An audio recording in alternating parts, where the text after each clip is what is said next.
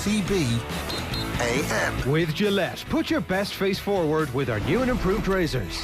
It's 7:30 this Thursday morning. It's clearly Cristiano Ronaldo's world and we are just living in it. It's nice of Ole Gunnar Solskjaer to make the reference to the Republic of Ireland in the aftermath of last night. It's like, the whole world gets to see how we felt in that moment in stoppage time when the game should be over.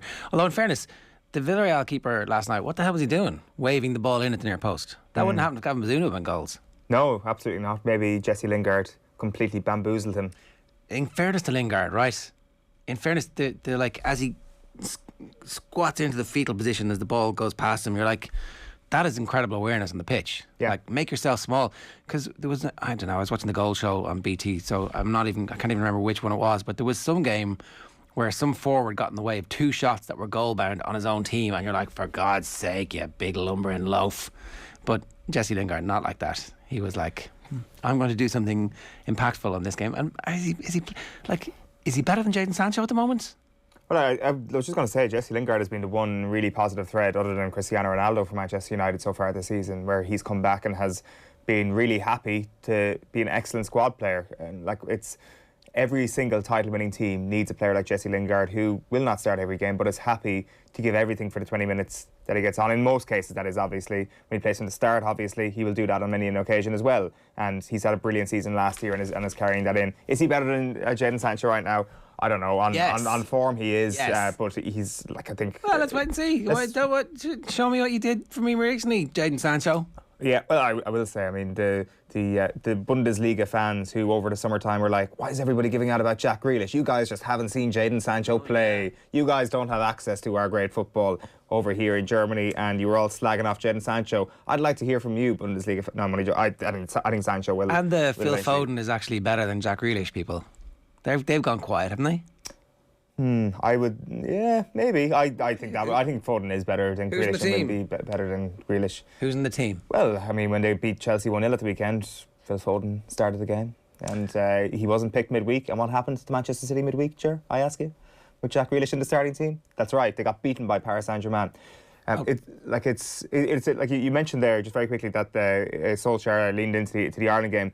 I love how Solskjaer also leans very quickly into any comparison with Alex Ferguson or Fergie time. Like when he talks about the late goal, he's like, that is what happens here at Old Trafford. It's happened so many times before. We have to throw caution to the wind, and we got lucky in the end. But I would contend that there is a big old difference between Fergie time and Ronaldo bailing out this team. Is there, though? Is there? What's the difference between this and the Steve Bruce in the 7th minute against... Really? Against Sheffield. What's the difference? Really?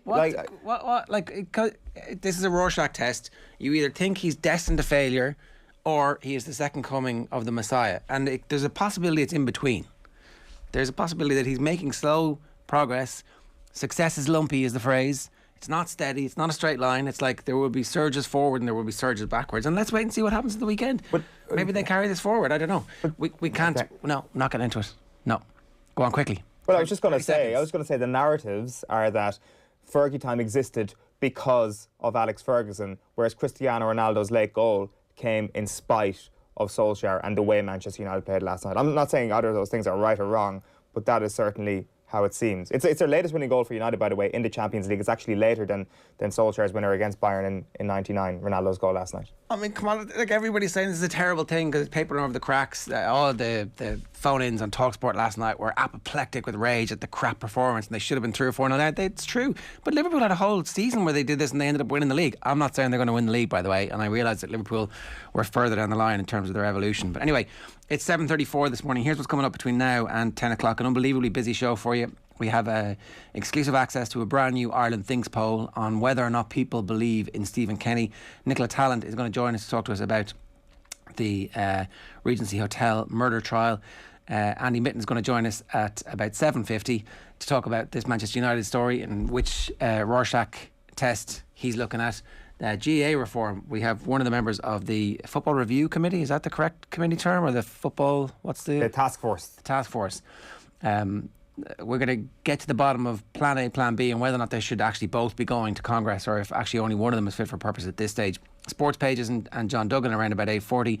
The latest episode of the Football Pod is absolutely sensational stuff with Paddy and Andy. I'll tell you about that at 9 o'clock. And then Luke Keaney from 9:10, who is a former Donegal footballer turned Irish rower. But at 7:35 this morning, I want to tell you that an exclusive poll conducted by Ireland Thinks and released to OTB AM this morning says 80% of the Irish public think that Stephen Keaney should be given more time. I'm delighted to say Dr. Kevin Cunningham is with us now to discuss this. Kevin, good morning to you. How are you? Good morning, Ger. How are you? Yeah, first off, tell us about the poll before we get into the actual the stats and figures. This hasn't been paid for by anybody. There's no agenda behind it. It's just a question that you posed. Yeah, I mean, the genesis of it is probably more of a Saipan-esque debate in a pub. I'm trying to figure things out between different friends and how the public actually views the issue, because it seems to be quite controversial, I guess. It seems to be the sort of thing that people are debating with very strong views, to be honest. And I thought it was something that was quite interesting. I mean, me personally, I ended up on the wrong side of this debate. But anyways, that's what happens when you're opposed to her. Half the time you're kind of on the popular side, half the time you're not. It's a fascinating result, really, and actually the result surprised me to a huge degree. Yeah. Okay, one last bit before we get to the actual question and the answer itself. So this is not a poll where you just do this question. You're doing loads of questions. This is, we'll see the Ireland Thinks political poll in the papers on a regular basis.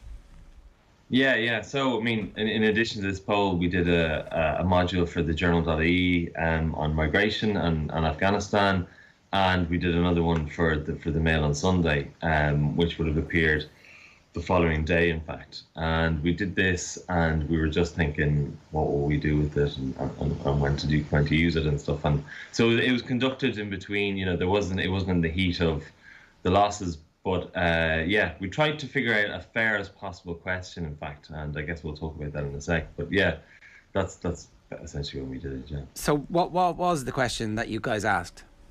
So yeah, the question itself was, and here's the quote, was Stephen Keaney has managed to win just one of his first 16 games in charge of the Irish national football team.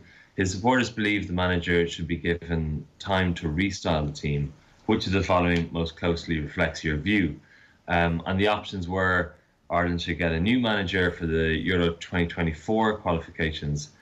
Stephen Keaney should be given a chance for the Euro 2024 qualifications. Or I don't pay any attention to football, or I don't know. And those second two options is try to exclude people that don't really care about this particular issue, for which there's a significant enough number of each. Okay, and so that means that it's the people who pay attention to football have an opinion on this, and you've managed to corral that number, and you get your hands around that number, and then what is the result? Yeah, so the first result really is the 48% believe that Keaney should be given a chance for the Euro 2024 qualifications. Just 12% believe that Ireland should get a new manager for the Euro 2024 qualifications. 35% don't pay any attention to football, and 5% don't know. And then when you exclude those that don't pay attention to any football and those that don't know, it ends up with 80% believing that Keaney should be given a chance for Euro 2024, and 20% believing Ireland should get a new manager for Euro 2024. Okay. So it's quite a large lead, and even including in the question his record and a particularly specific view on his record, there seems to be very strong views to give him a chance for the 2024 qualifications. Okay, so you were surprised by the overwhelming support? I was, yeah. I'm sure some people probably were convinced by it, but there's definitely a lot of discussion about it, a lot of kind of footballers coming out. I saw Paul McGrath, a headline there the other day on the issue. There's a lot of debate. So it's surprised the extent to which people want to give him support. And that was just, I guess, my own view. But I think some people probably have an alternative view. We broke it down by demographics as well, looking at age, gender, region, and all that sort of stuff. And there isn't really much to say there, other than the fact that across every demographic, it's pretty much the same. 80% in favour of Keaney staying, 20% against. There's no age or gender strong indications there. I mean, some of the older demographics are less likely to want to give him a chance. But yeah, that's basically it. Yeah. Stephen Keaney shipping water in the 18 to 24 category there. He needs to get himself on FIFA ASAP, Kevin. Does this mirror other work you've done across a whole variety of things in Irish society where you think something is a little bit more divisive or a little bit closer to 50-50 than you thought, and then you see the results and actually you're like, hold on a minute, there is actually a one-sided opinion nationally here? Quite. I mean, it's not that often you get an 80-20. So 80-20 is quite a strong result for someone. And also in support of someone staying in their job, kind of someone in a significant position of authority. Like if I could compare this against, sacking various ministers or politicians or people in charge of the HSE or anything, usually there's a larger group of people that would want to get rid of someone if they thought they weren't performing well or well enough. There's a lot of people who would have what you could argue is maybe higher standards or more critical of people in positions of authority. And it's interesting that I haven't really seen this for this one, that Stephen Keaney still has quite a substantial support among the Irish population, or at least those that pay attention to football. I've got to say, Kevin, this is an important moment because obviously there's a debate with the FAI at the moment. There are some reports, although it hasn't really been fully stacked up just yet, that there are specific board members who are ready to move on and pull the plug. Whereas I have a feeling that the strong public support and the backing of the fans at the Aviva the next time the team plays is going to be important in helping the FAI make the decision to give him that contract. So stuff like this, while it's literally a poll, it can help influence outcomes. Yeah, I mean, this is the other thing about a poll is it's a snapshot in time. We might ask the same question again after the next set of results, depending what happens, and just see if it changes. So this is what it is today, anyway, and what might happen going forward might change between now and the start of the next European Championships. But yeah, for today, I think when it comes to polls, some people might say, is it fair for something like this to influence decision making? But, how else do the public get to influence decisions in various different ways, in politics as well, but also, it's something as important as sport, something even more important, to be honest with you. You better say that quietly, Kevin. You're lucky none of your political clients are watching this morning. And was there any other, the demographic data, just finally to wrap this up, was all fairly there isn't one particular section of Irish society or one political allegiance backing Keaney. It seems quite general. 80% is overwhelming. Yeah. I mean, look, you could break it down. You could look at some things like 18 to 24, it was 69%. But, you're hardly saying that their 18 to 24-year-olds are angry with them or anything. People who vote for independent candidates are 64%, so they're a little bit less keen on them. And, the only reason I can think about it, sometimes those types of voters are at least more sceptical about things more generally. But, it's right across the board. He has huge support, really, which is a reflection, I think, as well as the conversation that happens in the media as well. It feels a bit 80-20 as well, but I mean, I'll leave that for you guys to figure that one out. But we'll bring you some headlines later to suggest otherwise. Kevin Cunningham, thanks a million for joining us. Cheers.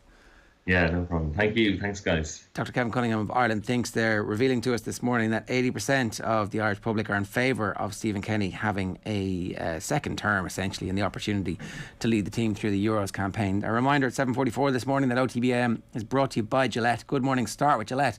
Put your best face forward with their new and improved razors. Now, I want to move on because I'm delighted to say we've got Nicola Tallant with us to talk to us about essentially the murder trial of the trial about the murder at the Regency Hotel.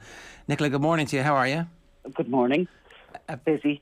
I would say so. A fairly dramatic 24 hours. In a scenario like this, there's always questions asked by people of us on Twitter and by text about why aren't you saying this and this? And at what point do reporting restrictions kick in this process, and how much are we actually allowed to say at the moment?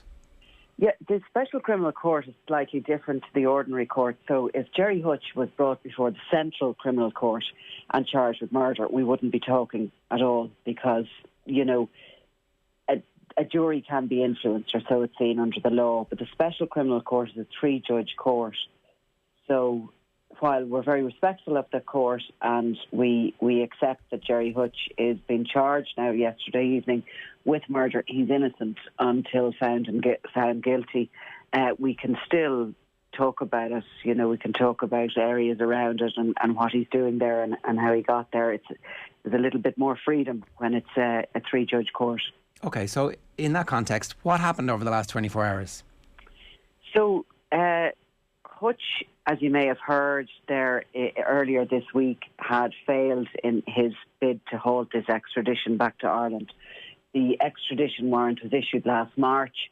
He got wind of it and went to ground, and he was arrested in August in a restaurant in Fungarola.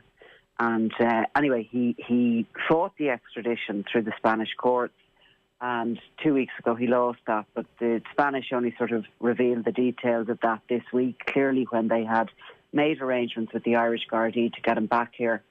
So yesterday a military aircraft flew out from Baldonnel and came back in just before 7 o'clock. It landed out there in Baldonnel with the monk on board. He was charged by Detective Superintendent Paul Scott at the aerodrome at Baldonnel at 7:12, and then he was brought to the Special Criminal Court where a sad group of journalists were awaiting him for some hours, but brief appearance. He was served with his book of evidence in the court, which was very quick, which is a big tome, which is all the state's evidence against him, and big thick book now, and also was given this USB key, his legal team which will contain CCTV and any audio they have as evidence that they'll be putting against him. So the trial date was set for October 2022, which is also very quick. Might sound like a long time away, but that is, sometimes people can be 2 years waiting for trial. So there's others charged in relation to this, 4 others in total charged in relation to this Regency hotel attack, and they'll all go on trial together next October. Okay, so that'll be a trial of those 5 people together and all in the same court. And yeah. Right, okay, that's interesting. So it's obviously, there will be no... This is all going to be before the special court as opposed It'll all be before the Special Criminal Court. And basically what happens is, and Detective Superintendent Paul Scott detailed this to the court, the DPP, the Director of Public Prosecutions, who is the legal entity of the state, basically. And it's the DPP's office that directs whether or not somebody should go for trial. But in these cases where you have gangland crime, more and more of late, but the DPP will rule that the ordinary courts are not suitable for a trial of this nature, that the Special Criminal Court is used. And mostly that's because, juries can be intimidated sometimes, and they have been in the past, when it comes to organised crime trials. So it's to sort of, stop anything like that happening. And, it's a hard court for anyone to face because it'll be just literally the rule of law that is ruled upon. And there's no other way. You can go to trials sometimes and you can see the jury kind of warm to somebody and this kind of thing. The jury are human beings like you or I. And it's a different kind of a scenario. When it comes to the 3 judges, you're in a very cold courtroom environment, and everything is based on law. Nicola, how big a challenge was the extradition process both here and in Spain? I mean, from the moment they instigate the extradition to actually finding him eating his pizza that day, how much of an achievement essentially is it that he is in the country? Well, look, the state, the incident, the murder which he's charged with happened in February of 2016, and his nephew, Patrick Hutch, was before the courts in the middle of a trial in relation to that murder when that trial essentially collapsed in 2019, I think that happened. A senior investigating officer died in the course of the trial, and the state issued a null prosequi, meaning he'd nothing to answer. So when after that happened, I don't know I certainly didn't think we were going to see charges in relation to this Regency hotel. I thought that it was going to have to be parked. But clearly the investigating officers continued to investigate. So coming to getting a charge so many years later is a success for the investigation team. They've obviously been working tirelessly on the evidence they have and the technical evidence, the CCTV, the phones, whatever else they may have. They've been putting together a case. And so, I mean, for them, getting the direction that, yes, you can charge him is an achievement. The extradition warrant and his challenge of it, I'd say he was just having a go, to be honest with you. Very few people beat those European extradition warrants. They're very robust pieces of legislation. He was claiming that I think that the Special Criminal Court wasn't an appropriate place to be tried, that he was arrested in Spain, that he was under threat. He was arguing that he shouldn't be sent home, but none of his arguments seemed to be robust enough to break that European arrest warrant, which is in place for decades. And Nicola, final question for me. So what happens now? I presume bail is out of the question. So where will the next 9, 12 months... He'll probably look for bail, the court will have to examine whether or not he'll be given bail. I imagine he probably won't, but he might look for it. He's back up in 2 weeks' time. The court was told he's had his 2 vaccinations and he's had a COVID negative test. So he wants to meet his legal team over the next 2 weeks. I mean, there's no doubt but Hutch will be putting up a robust defence. And he was very relaxed yesterday. He was very calm. He was very well dressed. He looked very well. And he sat in the court and he just took it all in. He was handed the book of evidence and he gave it over to his legal team. He's Brendan Graham as his senior counsel. And he'll be sitting down now to meet them over the next couple of weeks. He'll be putting together a defence. Okay, well, we'll obviously keep a very close eye on this. Essentially, after that happens, there's not likely to be much before the trial starts. Is that correct?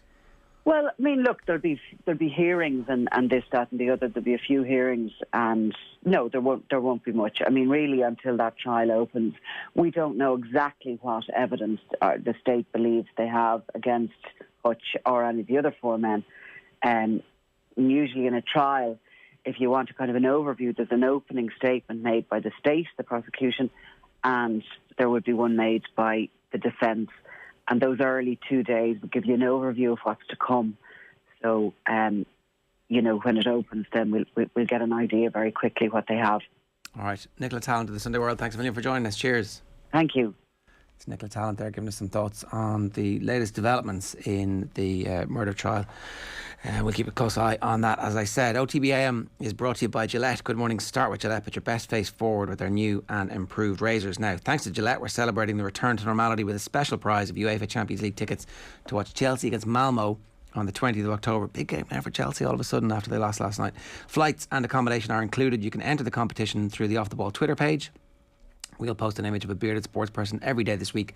Just respond to the post and tell us who the person is for your chance to win this amazing prize. Put your best face forward with Gillette. That's the hashtag best face forward. So who does that face belong to? If you think you know the answer, get onto our Twitter page, use the hashtag best face forward, tweet us and tell us who that is. Now, if you're watching on YouTube, welcome to OTB AM, Ireland's home of debate, analysis, breaking news and reaction, live every single morning. If you're new, please subscribe and hit the notification bell. If you're not new and you've not subscribed, well, what are you waiting for? We really appreciate your support, your comments and everything else. We are joined by Andy Mitten, who was in Old Trafford last night. Andy, good morning to you. Oh, we'll get him in 1 second there. Cristiano Ronaldo's pants are one of the things that are on the back pages of all of the papers today. Phil Egan was the person in our office who spotted this. I did wonder, is this one of those things that gets you in trouble with the powers that be? Because Cristiano Ronaldo's not his name anymore. It's the brand. Does he get away with it? He's just a fan. Cristiano Ronaldo wears Cristiano Ronaldo underwear. It's it. He's just a fanboy of Cristiano Ronaldo, and who could blame him after what he's done with Manchester United so far this year? Like everything with him is so deliberate that he definitely just left the band sticking out just perfectly. I just realised that it's like when you go to the Gaeltacht and some mammy writes your name on your underpants to make sure that nobody else is wearing them, because you know they all get thrown into the general population and they come back out and you're left stuck Sheahan underpants, and it's like, well, maybe not, who knows. Not if it says Cristiano Ronaldo on them. No one's saying Sheahan underpants Cristiano Ronaldo, are they? No, Diogo Dalot is not picking those up and wearing them on the way home, for example, and neither is Cristiano Ronaldo picking up anybody else's, because he's got his Ronaldo jocks there, nicely folded. Probably another pair of... I want to know, are all of his jocks Ronaldo jocks? Or is this just a new thing? Is this just like a particularly... I don't know. Is there a lot of faults in the Manchester United dressing room? A lot of carelessness going on? Can we read deep into this, that Ronaldo has been so frustrated that he's had to write his own name on his underwear? Okay, which of the... let's move on from Cristiano Ronaldo's pants. Why? Which of the two sides of the narrative are you on? Or are you in the middle and the success is lumpy and that actually this could still trend either direction? I definitely think it could trend either direction, but I don't think you want my opinion. I think you want Andy Mitten's opinion on that, right? This is correct. Andy Mitten, good morning to you. How are you? Good morning. I'm all right. Buzzing off the end of the game. I'm tired, as my eyes probably show, and I'm in rainy Manchester. Well, the atmosphere in the immediate 4 or 5 minutes after that was the same as any of the great European nights, and yet I'm looking at clips from TalkSport and I'm reading papered over the cracks, and I'm like, why do they want to ruin everything, Andy? Why does everybody want to ruin everything? I think you're both right. The atmosphere was fantastic last night. Before the game, during the game, a little bit of a lull when people saw how much better Villarreal were than Manchester United. But it was very, very good atmosphere last night. And I think it was the first European game post-COVID, first one where the Red Army were in the Stretford End. And at times, frankly, the team didn't deserve that level of support. Villarreal completely outclassed United in the first half. And I was sat right next to the Villarreal bench and like 2 meters away from them, and they knew that they were completely dominant. And right in front of us was their winger just giving Diogo Dalot a really, really difficult time. So when Villarreal went ahead, I wasn't surprised. I thought, oh no, here we go again. And then Manchester United got back level, and then got that late winner from Cristiano Ronaldo. I think the term papering over the cracks, I think there's some legitimacy to that. Manchester United didn't play well, but got a win. Ronaldo did what Ronaldo does. I spoke to Ole Gunnar Solskjaer after the game. He didn't pretend it was a good performance. I spoke to Etienne Capoue after the game. He said, well, you've got revenge there, haven't you? And he was really angry. And I'd spoken to both of those two in Gdansk after the final in May, just by chance. And the reactions were obviously extremely different then. Capoue was man of the match in Poland, and he played really well last night. In fact, Villarreal played really well, and I don't think they deserved to lose at all. I think a Villarreal victory would have been a fairer result. So, what's in your estimation, what's the actual truth about where Manchester United are at the moment? Like, the ability to pull out results is supposed to be the sign, a hallmark of a good team. Playing bad, win games. Liverpool did it in their title-winning season, winning very late, very regularly, and it allowed them to build a sense of confidence. There is a significant difference in that Liverpool were a bit further down the line, you would argue, and Manchester United's difficulties in midfield were clear for everybody to see last night. But that doesn't mean they're not going the right direction, does it? No, it doesn't. I wasn't convinced by last night, and I wasn't convinced about the previous 4 matches where Manchester United lost 3 of them. And it'll take much better performances than that to win my trust, to win my confidence. And I think a lot of moderate Manchester United fans, and I went outside the ground for 2 hours before the match. I spoke to a lot of people, and they had similar doubts to me. And those doubts came to the surface when Villarreal played as well as he did. I think you've got to credit them. Unai Emery, and I spoke to him after the game as well. He's an excellent manager. He always has been. That spell at Arsenal shouldn't mark or go against a brilliant managerial career. And his side were far superior. Where are Manchester United right now? Well, there is a league table to look at that, but that doesn't give me full conviction either. I think United have got a very tough run of games coming up. Ironically, when United have tough matches, they tend to get better results. And as Ole Gunnar Solskjaer quite rightly pointed out to me after the match, we've had a good start in the league, far better than in previous seasons. So even though the last couple of weeks have not been as good, Manchester United did start well, did win at Wolves away, did win at West Ham away, difficult places to win. Haven't played particularly well at all, really, this season. But as Emma said to me, Manchester United have got this level of players. I think if you just relying on individual moments of brilliance, Manchester United will come up short. And if they come up short, that's not going to be good enough. The question that we keep asking about, particularly the in-game changes and all that kind of stuff about Solskjaer, is whether or not he sees the problems that everybody else sees.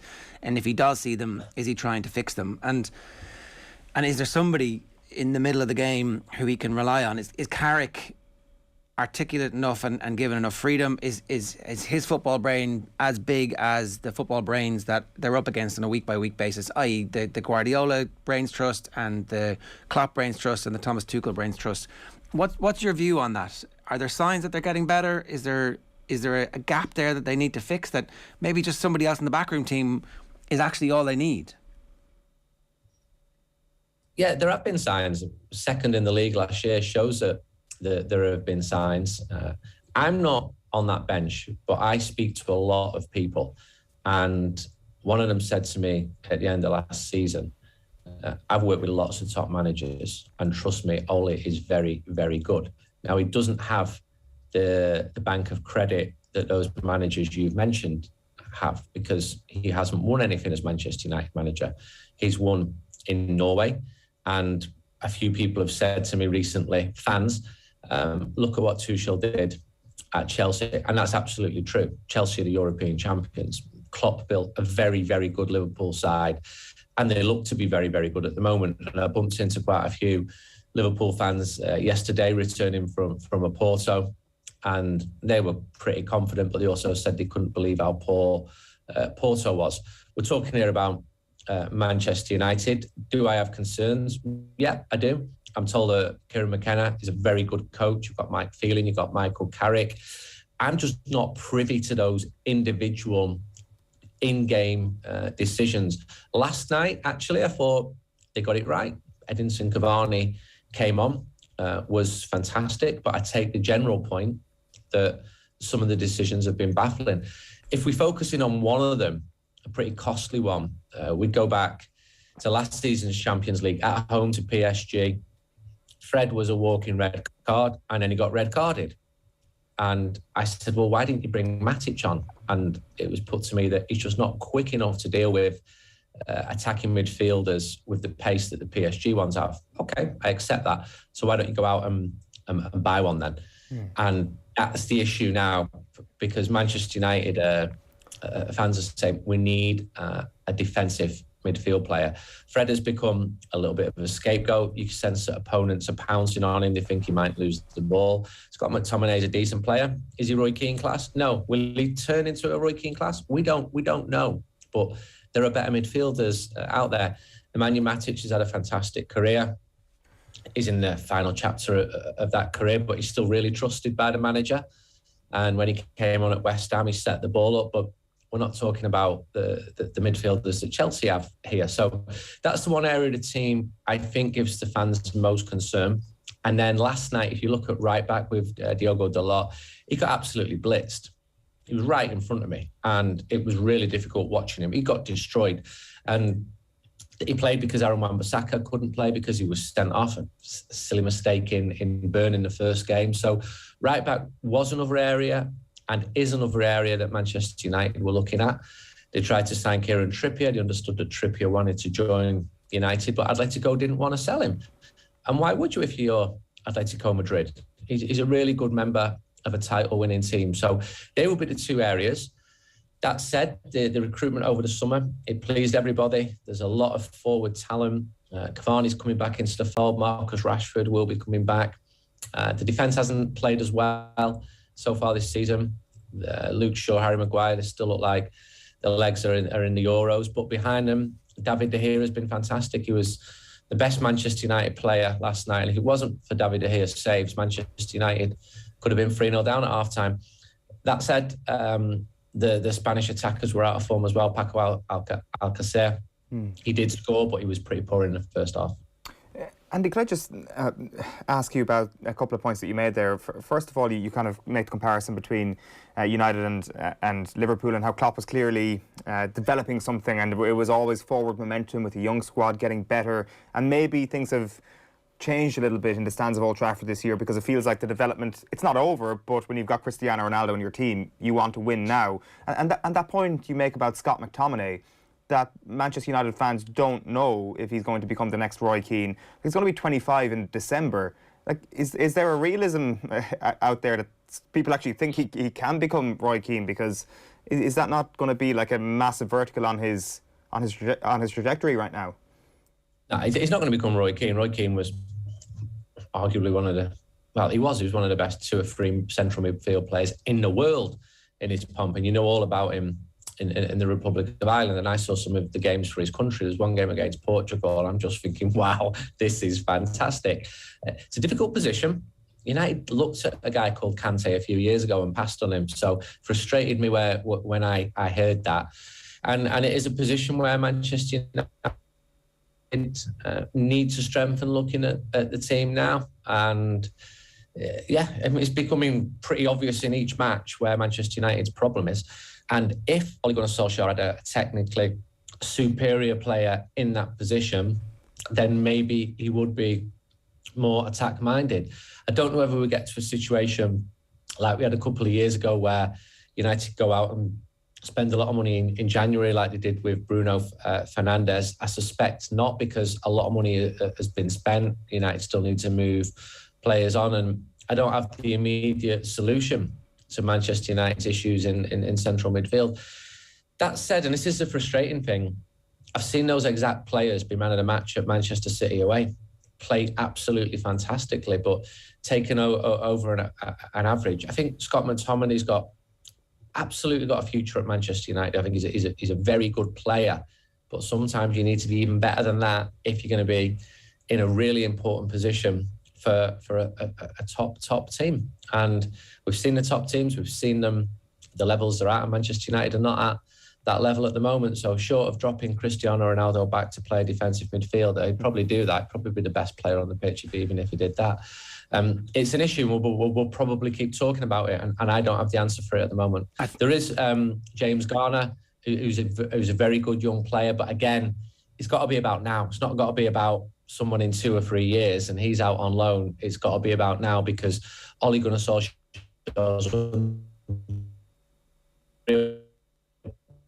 pressure to deliver this season. I heard you say to Joe the other night that he needs to win a trophy this year, and you're not making the decision on whether or not he gets the job next year. But at the moment, if they'd lost last night, every single game would have become a referendum. He's bought himself a bit of time again, and qualification from this group, which now looks more likely than not, is going to buy him some time as well. So on balance, these results, while everybody can say they're papering over the cracks, they buy him time and they get him to that next transfer window in case somebody does come on the market who's a central midfielder. And I'm certainly in the camp that there's enough signs of progress, notwithstanding the fact that it's not finished, that he'll definitely, you say this, that more likely than not he'll be the manager at the end of the season and be given the next transfer window as well. Before the transfer window in January, we need to see whether Manchester United get out of the Champions League group stage. That to me is very, very important. And those 3 points last night could be vital. But if luck evens itself out in football, Villarreal will win in Spain. Manchester United have still got a lot of work to do in this group. And I don't think there's going to be one standout stellar team. It's not like the Uniteds of old where they're qualifying after 5 matches, or you saw the way Barcelona dominated their groups for years and years. So I still think there's going to be some twists and turns within this group stage. United have only got 3 points.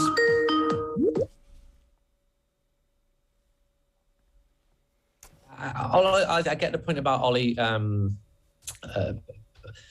getting time with those results, but there's still a lot of doubts about him, and it's on him now. He's got his team now. He's brought his players in, and Manchester United fans do have doubts. Yeah, no worries. Look, we'll let you go and get that Skype, Andy. Thanks a million. Cheers. Thank you. That's Andy Mitten there from United We Stand, The Athletic and ESPN. Of course, you can read his stuff. And if you are watching us on YouTube, make sure you hit the subscribe and turn on the notifications button as well.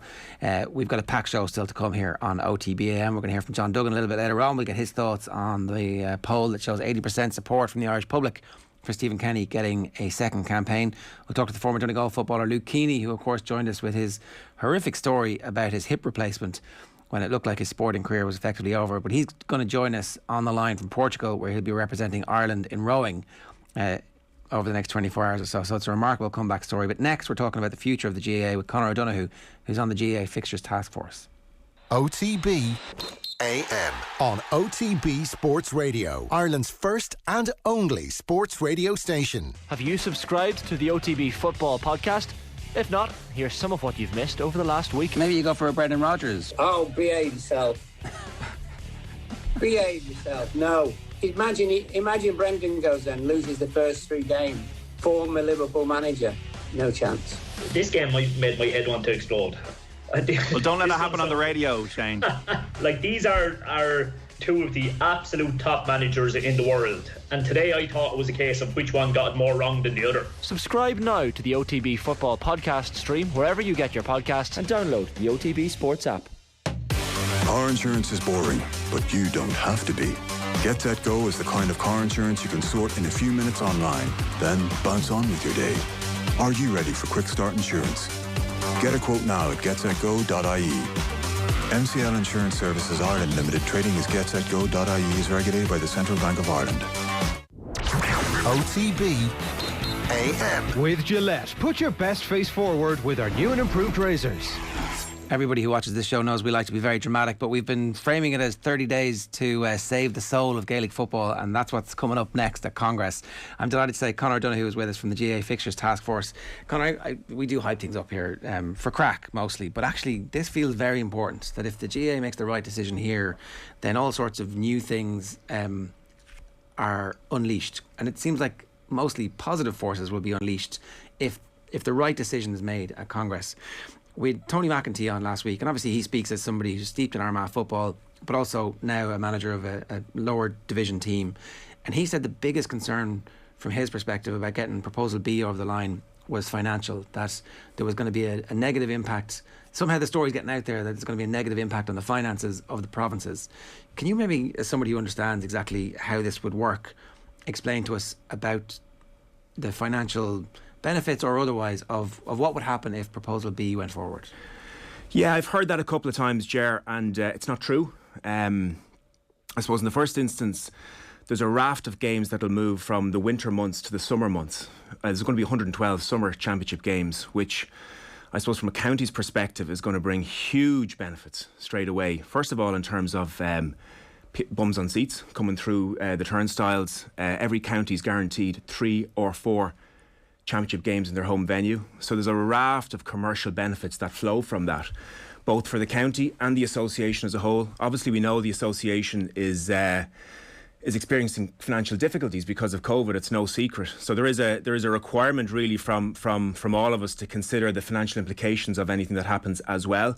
And from a county's perspective, and there's a phrase I hate to use, this is a no-brainer, to be perfectly honest with you. Again, those couple of games in the summer, they bring so many commercial advantages, even in terms of season ticket sales and various other things, in terms of, I suppose, sponsorship, in terms of getting that those consistent promotion opportunities for counties that want to and aspire to build stadiums, improve their stadia. The financials look completely different when you've got that guaranteed flow of games. So, and it's just, besides anything to do with the competitiveness, anything you want to talk about in terms of the improved football, in terms of teams of equal standing playing against each other, from a financial perspective and a little bit of work done on it, it's really something we need to consider very, very hard, irrespective of any other facet of the proposal. So just go into as much detail about this as you want. It would actually be hugely financially beneficial to go forward with this. Yeah, absolutely. Because what's happened over the last couple of years is in the early noughties, the provincial championships were, big ticket games, and particularly Dublin and everything that they brought and others. There was so much at stake, so little in any of the games that you went into, that provincial coffers would have been really, really full from the game. There would have been huge attendance at the games. That has gone into dramatic reverse over the last couple of years, and provincial numbers are down 30, 40, 50, 60% from where they were a number of years ago. Now, obviously, in the latter stage of the championship, again, we see those fantastic contests that people want to go to, but people are steering away from the provincial championships because of these, I suppose, brutal mismatches. It's just not sport. People don't want to see it.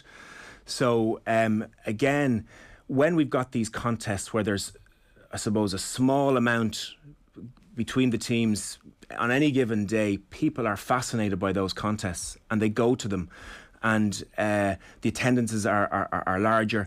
And we know for certain as well that, as I say, in the summer months it makes a huge difference in terms of the gate for any given day, because clearly the big days in Killarney and Castlebar and all of that, when there's two teams of equal stature playing against each other, it gets such a bigger gate. So what we're talking about here is on a Saturday afternoon, Saturday evening, Sunday afternoon, there would be 16 games of football where there's uncertainty of outcome, essentially, maybe not in all 16, but in 14 or 16 of them in local venues right around the country. So Newbridge is full, Hyde Park is full, Markovich Park is full, Clonus is full, Limerick in the Gaelic grounds. Okay, maybe the Gaelic grounds isn't full for the footballers just yet, but maybe if Kerry are playing, well, Kerry won't be playing. Okay, so yeah, but like we're talking about a slew of games where and when you start to picture that, you can go, okay, so it has a benefit to the towns, the provincial towns. Yeah. It has a benefit to the county for that. Why are the provincial councils less sure about their place in the financial hierarchy? I don't really understand how that whole... Yeah, so again, I'm not part of the hierarchy, just to be clear on that. I was part of this task force. I was brought in. My background is I was involved in some club restructure in Meath, and possibly as a result of that, I was brought onto this task force. So, I mean, I'm not part of the hierarchy, to be frank with you, but I do know a little bit about it. And from a provincial, I suppose, leadership perspective, they possibly feel a little threatened in terms of their place in the association.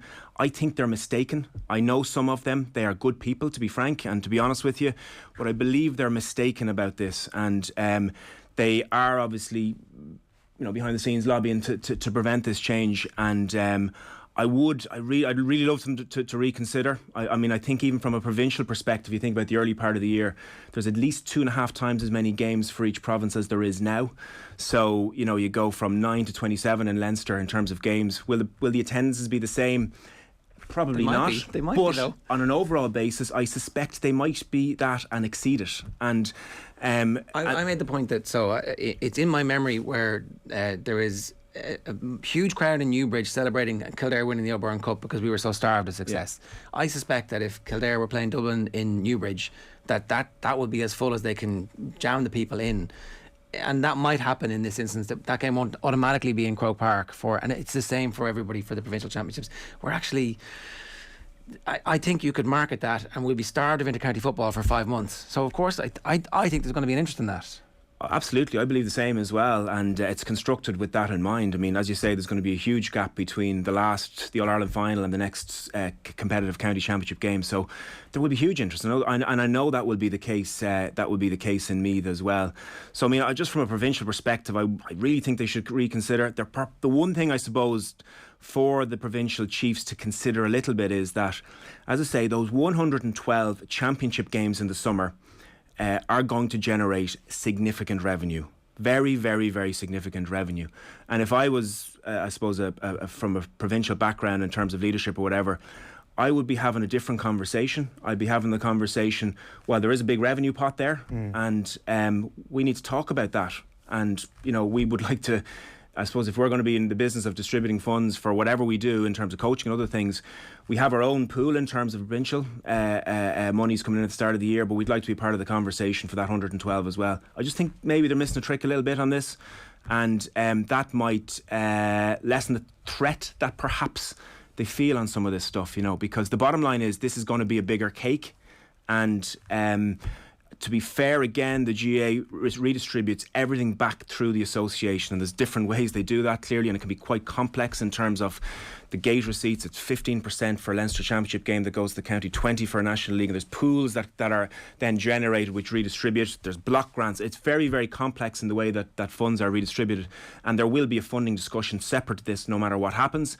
I just feel that there's going to be a bigger cake if this comes through financially, and let's have the discussion about that. Let's sit down and think about what's best for the association, because it would be much better if the association as a whole got behind this.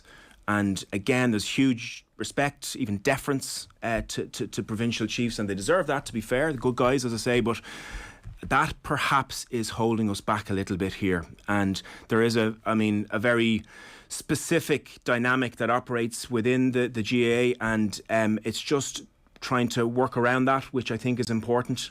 What do you mean by the specific dynamic? The hierarchy? Yeah, well, I just think the provincial, the provinces hold a very central place in the decision-making process, naturally enough, you would say.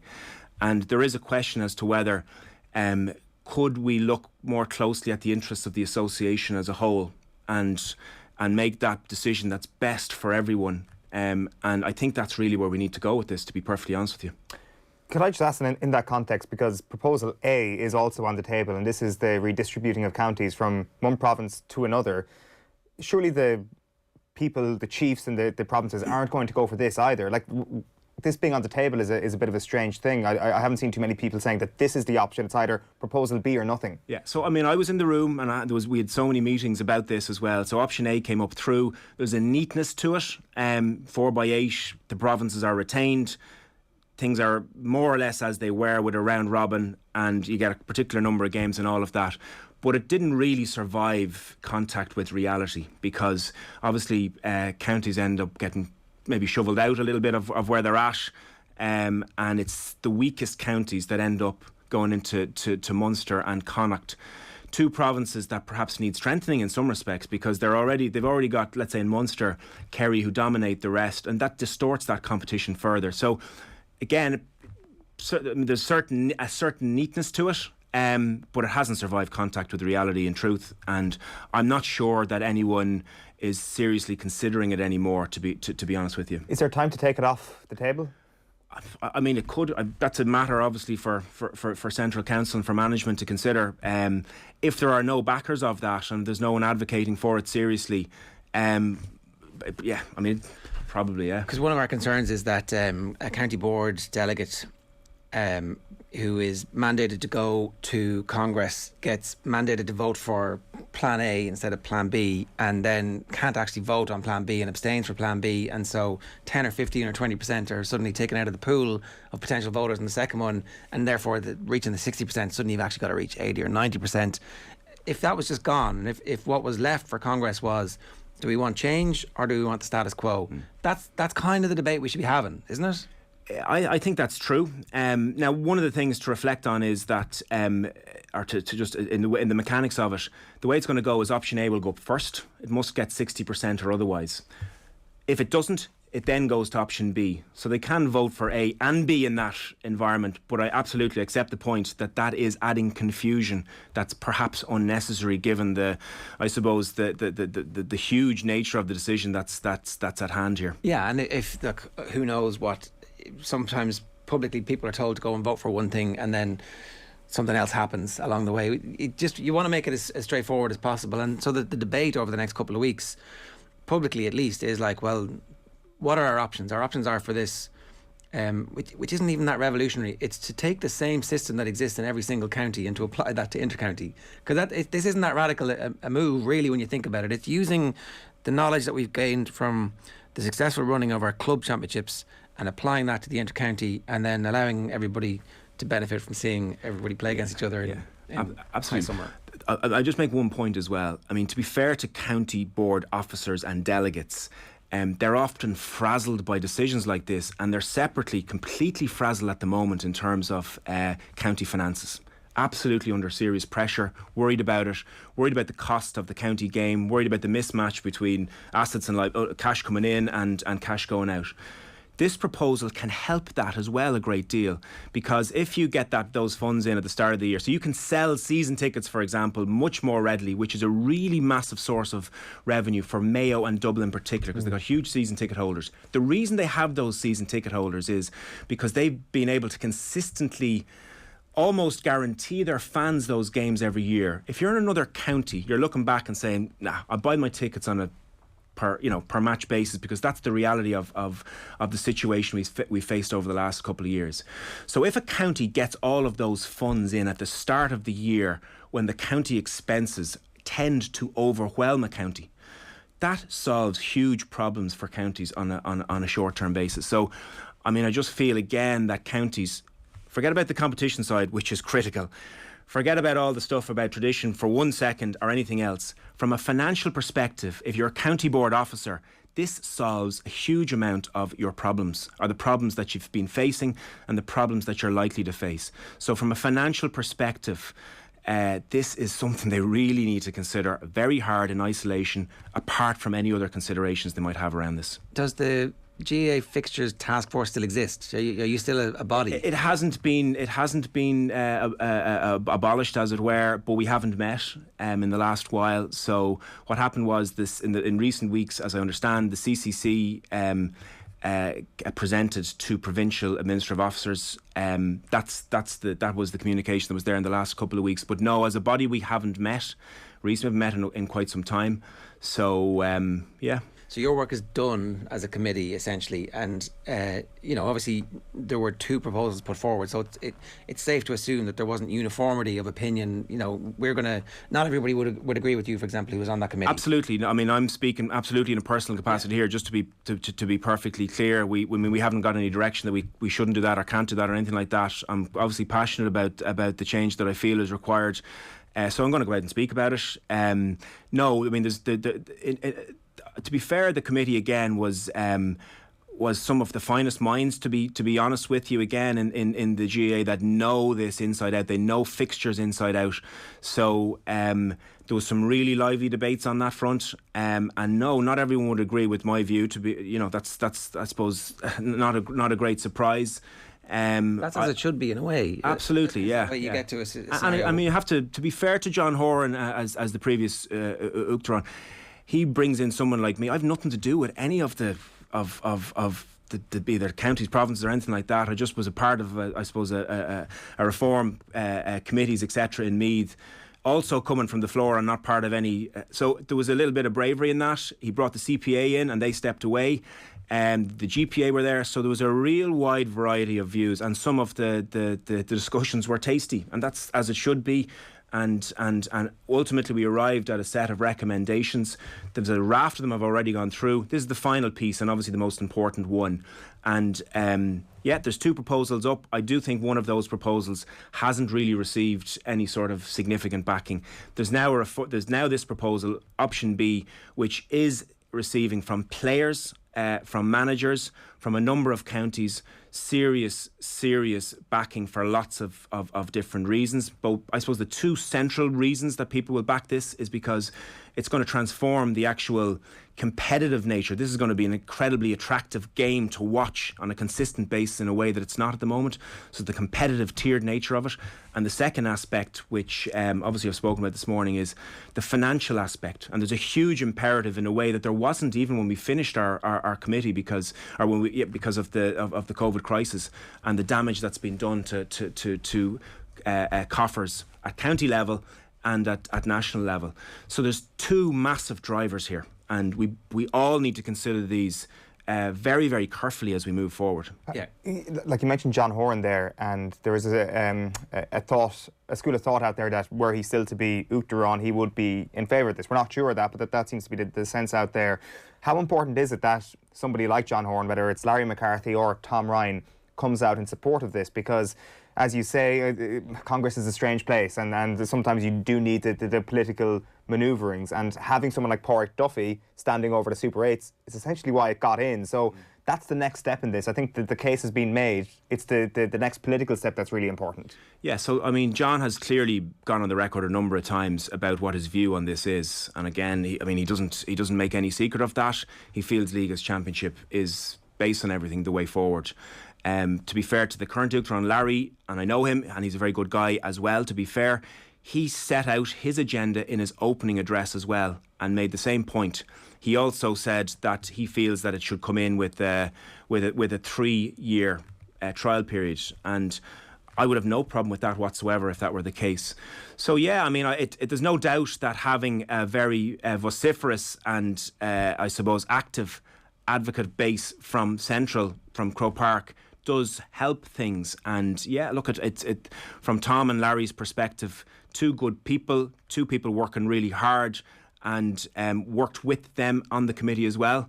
So they will have their own sensitivities and various other things to think about and to manage as well, to be honest. That's the reality of it. That's the reality of GAA politics. But yes, the stronger the voice from Croke Park for change, the more likely it is to take place. In your view, where are we at the moment? How likely or otherwise? The 60% is a magic number on the day. What's your, if this was American politics, we'd be talking about the electoral college system going, which of the red states have to turn blue here? You're looking for a CNN wall up here, which we might need to get over the next couple of weeks. My sense is that as discussions begin to really take place, is the awareness around this is growing. What you guys are doing is really important. And I think that players generally are almost universally in favour. I suspect that they will be making their view known. And the more they make their view known to their county executive, the more likely their view is going to be taken on board. My understanding is that there's a number of player groups from Division 1 to Division 4, some very significant player groups, have had a discussion, sat down and decided this is where we want to be, this is the environment we want to be in, and they're making their views known to their county executive. On top of that, clearly there will be phone calls made by provincial councils into county board officers, and those two forces are meeting each other as we speak. And where it lands, I don't know, but I would be cautiously optimistic that this can pass. I think the money point that you made is hugely important, and if you have to assume that if we recognise, and then it's recognised centrally that this is beneficial financially to the organisation, that those conversations must be happening back channel at the moment, and a public pronouncement will be made closer to the time when there's confidence that it will carry. I think that's, I hope, what's going on in the background at the moment. Yeah, I don't know. I mean, what I'd love to see is, I really, really believe that if the provincial chiefs sat down and considered this and reflected this from an association basis and even from their own perspective, I really believe that if they considered and analysed the facts as they are, and even likely to be from their own perspective, financially or otherwise, I do believe that they would make the same call. I know that, I suppose, the specific geography where there is concentrated suspicion about it is clearly Ulster. And I absolutely get that, because the Ulster Championship has been a championship that's worked. The other three haven't. Connacht now and again. The other two are gone. So I suppose from an Ulster perspective, and from talking to really good people in Ulster, they're saying, look, we've an Ulster Championship here. We're loath to lose it, so we think we should push on with that. And I suppose what I'm saying to those people is that that is in effect you're almost separating out. Ironically, you've got a partitionist view almost in terms of you're putting a championship that's not working well, or a system that's working really poorly for so many people on the rest of us. Just ask them to be, to think about the bigger picture as well. Because just on that, Conor, like there is a world in which something very good can become great. Like, all they've got to do is look at the Munster Hurling Championship, which was the best thing in Gaelic games. The Munster Hurling Championship changed its format, and it is now even better than it already was. So is that not a possibility for the Ulster Championship? Yeah, I mean, it is. Absolutely it is. And the reality is, at the start of the year, all eyes will be on Ulster because of the nature of their championship when that kicks off. I mean, will I be going up to Clonus or down or what? I will. And that's what I do. I go to these games because I love to watch contests. And in my view, right or wrong, Gaelic football is the best game in the world when it's played in that nature. Unfortunately, it's also the worst game to watch in the world when there's these brutal mismatches. Again, like watching baby seals get clubbed. It's absolutely horrendous to watch. Whereas when there's a fantastic contest like the Ulster Championship early in the year, whatever it is, we're all compelled to look at it. We're just drawn to it, and that will be the case, I'm sure, as well. Now, the players in Ulster have a different view, as I understand, to the some of the executives. So, and some of the managers as well. Like we had Tony. Obviously, Tony McEntee isn't managing in Ulster County at the moment, but he is steeped in Ulster football. He understands exactly the value of being the best team in Ulster over a period of time, and he's got, I think, as many. As anybody alive, potentially, those Armagh lads have as many Ulster titles as anybody, and it's like, do you know what? I'm not sure if you went in and surveyed all of them that they would want the status quo to remain. I think in Ulster as well, there's an awareness that they're actually hugely disadvantaged because of their strength, because it's so much more difficult to come out versus some of the other counties that are there. I mean, Tyrone are facing into this year. They will by far and away, if there's no change, be the least likely of all of the existing 4 semi-finalists to come through, even though they're the champions, given the nature of Ulster and the random nature of a knockout day on any given day in Clonus or whatever. So players think that, yeah, they're uniquely disadvantaged by that. So again, I'd ask them to consider and to reflect and to talk to the players and ask them their view on this. There are some players, I'm sure, that have a different view, and that's the nature of a debate like this. But from my perspective, when you analyse all the various factors that are at play, as I say, there's 2 pieces here that make this a compelling argument. The competitive nature of what it brings, the tiered system, and it kills all those brutal mismatches that we've seen. And the second thing is the financial. Those 2 points alone are the 2 key factors, I believe, that people should consider when they make a decision on what structures should be there for next year. All right, Conor, I think everybody in the studio is definitely in agreement with you. We're dying to find somebody on the other side of it. We have an open invitation to anybody who wants to make the case for the status quo remaining, because that's essentially what will happen. It'll be a variation of the status quo minus probably the Super 8s, because the season is condensed. So even the status quo could be going back to just the qualifiers, which we all agreed 5 years ago was no good, and the wheels of change have been turning pretty slowly. Thanks a million for joining us this morning. It was really important to get that perspective through. Anytime you want to hear Brian O'Driscoll on OTB, it will now be exclusively available first on the OTB Sports app for 24 hours before it's available anywhere else. As always, Brian O'Driscoll will be one of our main voices across the rugby season. His first appearance of the year is now available to listen to on the OTB Sports app. Here he is talking about Ireland's future, number 10. Who's Ireland's number 10 in November, if everybody stays fit between now and then? I think the reality is you're going to have to give Joey Carberry some game time. I think it would be it would be foolish of Andy Farrell if he put all his eggs into the Jonathan Sexton basket over the course of the next 15 months or however long it is. Geez, it's 2 years to the next World Cup. So I think Joey Carberry, all things being equal at the moment, is the next in line, and he's going to need to get some game time. He needs some high-end URC games. He's obviously going to get international rugby before he gets European rugby, but he just needs high-caliber games where space is going to be squeezed and where we can see him growing into that 10 jersey all the more. He's still relatively young. From games, from minutes played internationally and time on field, so the more experience you can give to a player like that in situations where it's significantly less time on the ball, you have to remember as well, comparatively to the URC or domestic or European league. So you need to be able to learn from your experiences, and he's a guy that sees the game very quickly, so I think he'll respond well to it. But I do think that Joey Carberry is going to have to get a couple of games in November, because we know what Jonathan Sexton's capable of doing, and which games Sexton plays. I don't know. We'll have to wait and see. But I do feel as though it's time on feet for Joey Carberry this November. Yeah, full podcast available exclusively for a 24-hour window on the OTB Sports app. Get the OTB Sports app. It's the best place to listen to us every morning as well. And OTB AM is brought to you by Gillette. Good morning. Start with Gillette. Put your best face forward with their new and improved razors.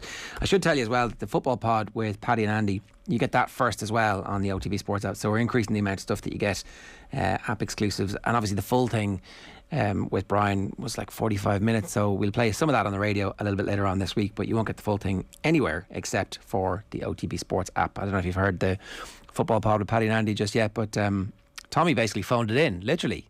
He comes on and says, right, I'm going to be here, blah, blah, blah, blah. And then it's like, actually, you know what, this week, Andy's going to interview Paddy and Paddy's going to interview Andy. And it was really good. You were just watching United Villarreal, clearly. I mean, I think he might have done himself out of a job.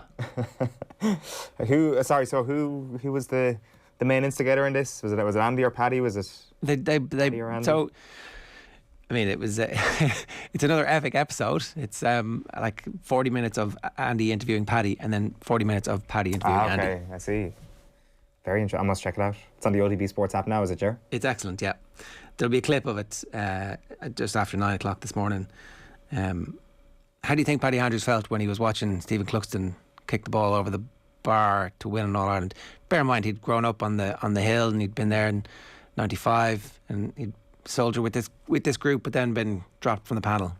I don't suspect he felt great. I mean, we all have that selfishness deep within us, don't we? And I suspect that Paddy Andrews not being there to share in the moment as a player might have stung, I suspect. We're going to play that brilliant clip coming up after 9 o'clock. Thanks to Gillette, we're celebrating the return to normality with a special prize of UEFA Champions League tickets to Chelsea against Malmo on the 20th of October, with flights and accommodation included. You can enter the competition through the Off The Ball Twitter page, where we'll be posting an image of a bearded sports person every day this week. Just respond to the post and tell us who the person is for your chance to win this amazing prize. Put your hashtag #BestFaceForward with Gillette. Who is that? It's in an old jersey, obviously, isn't it? I mean, not sure. It's got the kind of slightly red. A bit of salt and pepper going on there as well. Is this just a theme throughout the week, or is that just how beers work? There's none in yours, Eoin. No, so maybe I just need to get rid. I mean, certainly that would be beneficial to the show sponsor. It sure would. I'm going to run you through the sports pages here. We can start with otbsports.com this morning, and it's exclusive. 80% of the Irish public support Stephen Keaney. This is a poll that was conducted about a week out from the last two games, and it shows overwhelming support for the Irish public to give Stephen Keaney through to the end of the Euros campaign, and I think it's going to be something that the FAI take notice of. Donny van de Beek couldn't hide his frustration with Solskjaer snub throwing his chewing gum to the ground. This is great. I actually love this stuff. John Duggan's virtual insanity golf tips this week. It's the Sanderson Farms Championship, and Dermot Corrigan was on last night. He raises his game when he faces Pep. He sure does. He was absolutely brilliant the other night. So I'm going to just run you through the Ronaldo. It's just the Ronaldo pages today. There he is. Ronaldo rescues United late on to complete comeback. Chelsea caught cold by Chiesa. We didn't even do this yet. Chelsea are going through like a mini crisis here. I mean, is there a possibility they sacked Tuchel because they're just stupid? There is. Chelsea can do stupid things, but they were very. I don't want to distill it down into one player, but there are kind of Manchester United Lukaku things happening to Chelsea Lukaku at the moment. Very small things, granted. It's only a 2-game sample size basically, but there was a moment on Saturday afternoon when Lukaku comes deep to receive a ball just to play someone around the corner, and it just bounces off him. It just goes all the way back to the player who tried to pass him the ball, kind of like he was as a centre forward for Manchester United. He seemed like a different player in Italy because he seemed to rediscover that touch and just also his danger in the box. And then last night he has saying he's a bust, Owen, that's what you're saying? Not at all. I'm a big Lukaku fan. But in the box last night, he gets the ball, and in fairness, it's on the turn, and he just blazes the ball over the bar. But he's got to get it on target. They were the two hallmarks of his time at Manchester United: not being composed enough in the box, and his first touch just deserting him at weird times. I've seen both of those things happen in the last couple of games, but I'm sure it is just a little bit of a blip, and they'll be back with a bang. They've got brilliant fixtures in the Premier League over the next little while. And I suspect they'll be angry at the weekend. Well, I'm going to run you through these, and you can all make your own mind up about which is tab of the morning to you. So you've got the London Times. They're all posh boys. They all went to university. That's what they signed him to do. Ronaldo scores 95th minute United winner. That's one, right? How's that? That's your job, basically. Manchester United is what the Times is telling you. The headline, but in terms of the quality of it, Ronnie's chest in time is the Daily Mirror. Ronaldo, who else? Sends Reds crazy with late winner, and they've got the side-on profile, so you're not even really seeing his chest. You kind of he's obviously he's topless because he's taking his top off, but it's not to the front. He's got a six-pack if you look at him side on, which is just depressing. Exactly, but it was grand. It's a grand headline. The Daily Star, Ron in a million. I'm sure I've seen this one before, right? I'm sure it's been done. Cristiano saves Ole's blushes with late winner. Ollie's blushes with late winner. Sorry, I know that pisses people off. Cristiano Ronaldo celebrated his record 178th Champions League appearance with a last gasp Old Trafford winner last night. The Sun. Bosh and Pecs. Ron is Fergie time hero. Yeah, that's it, isn't it? That's the winner. Absolutely. Tab of the morning. Yeah. So Ron is Fergie time hero. Cristiano Ronaldo saved Ole Gunnar Solskjaer's skin with a dramatic Fergie time winner. And look, they do have a picture from the front, so they could have. If you were doing chest in time, you might as well at least show his chest. No. I mean, give the people what they want. Are we guilty of fetishizing his body this morning too much? Is that are we getting those complaints? Well, I see the next back page has gone with a shirt on. Yeah, Ron's the man. That's the Daily Mail. That's it. It's like nothing to see here. They also have a headline: shaky ground. McGrath doubts pile pressure on embattled Keaney. So that's the headline in the papers. Maybe that's the 20% this morning, there as opposed to the 80%. Put your shirt on, Ronaldo, says the Telegraph. They're like secretly thrilled. They're like, oh, I'm a bit too excited about this. Injury time winner seals it for United. I didn't see the booking. I wanted to see if the booking was the same as the booking in the Ireland game. And no, shirt on for the Irish Independent as well. Ronaldo rides to rescue for Solskjaer. And then Coleman set to miss Azerbaijan trip as Keaney prepares to name squad. So unfortunately, Seamus Coleman is out, which is important because we kind of need him at the moment. And John Kiley has had his tenure extended for another couple of years as well. Back page of The Guardian, shirt off, shirt in the air. Ronaldo rescue act, United star man hits winner to save Solskjaer. And Ronaldo to the rescue as Reds edge it. The Herald, that'll just show you there is a difference between the Herald and the Indo. Oh no, sorry, did I have the Indo? Did I do it? It's underneath The Guardian there to your left. Yeah, shirt on for the Indo, shirt off for the Herald. There's just a more racy crowd of people in Dublin. I mean, the country folk can't handle Ronaldo with a shirt off, but if you're from Dublin, then you can handle it. It's the same team putting them out. I had to readjust to topless men moving to Dublin. It's just part of becoming a city person, isn't it? The ghetto. The Examiner front page, put your shirt on him. They've gone for that. That's a good pun. I'm Examiner, talented group, putting that together. Well done. Was there anything else you wanted to talk about today? Well, just on the back of the Irish Daily Mail, it is.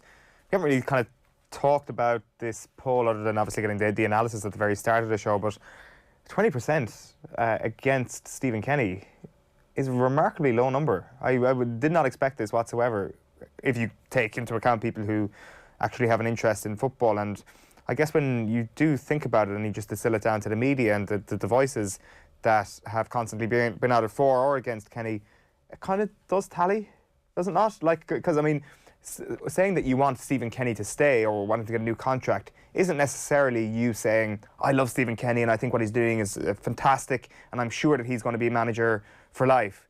No, by saying that you want him to get another contract, you're kind of like, I'm intrigued by what can happen next. Whereas the 20%, they're the ones that are sure. You know, like it feels that you can be a little bit indecisive and fit into the 80%, and that's okay. And I think that may be what eventually keeps him in the job for a little bit longer. But the 20% have certainly made up their mind, and there's a recurring cast of characters who are in that 20%, and Paul McGrath is certainly one of those people, as we see on the back of the Irish Daily Mail at this point. Yeah, so they're aggregating comments from his appearance on the radio yesterday. So that's that situation. They had a Baku or bust, was that the headline yesterday? So that's 2 days in a row. That's how they're building up to the announcement of the squad today. Other story that's in all the papers today, Probe puts Conlon loss back in spotlight. So a major investigation into boxing at the 2016 Olympic Games has identified 7 to 10 suspicious matches where both bout manipulation is likely to have taken place. Vladimir Nikitin obviously beat Michael Conlon on the scorecards, but not in the ring. And yeah, so Conlon tweeted yesterday, stick my medal in the post. And was on telly saying they're effing cheats. They're known for being cheats. Amateur boxing stinks from the core right to the top. It's about whoever pays the most money. And the worst thing about it was they knew that fight was fixed going into it. They'd heard in advance. They were trying to block it out from their memory. They were trying to block it out from any kind of build up and talk about it. But they had just seen enough of characters talking to other characters, and they'd been told, your boy's not going to win today. And then he goes out and fights well. And it's mad how that fixed fight really transformed how everybody thought about those Olympic Games. Because if he comes home with a gold medal, that kind of... Papers over the cracks. Well, is it paper over cracks, or is it actually like that's how it goes? You're involved in sport. You have brilliant coaching. You have brilliant individuals in the team. Some of those didn't fight well. Like Katie Taylor was obviously coming to the end of her amateur career. She had split from her father as coach at that stage, and like who knew what was coming afterwards. But I don't know. Does all the stuff happen? Maybe all the stuff does happen in Irish boxing, and we end up where we end up anyway. I don't know. It's hard to tell, but definitely, if you believe in chaos theory, and certainly if you believe in chaos theory, Michael Conlan's rant in the aftermath is the thing that puts him at the global centre of that scandal, and absolutely boosts the interest in him as a professional. And so you hope he's made loads of money off the back of that. So I don't know, but amateur boxing stinks. It's not new news, but certainly the details of it are emerging.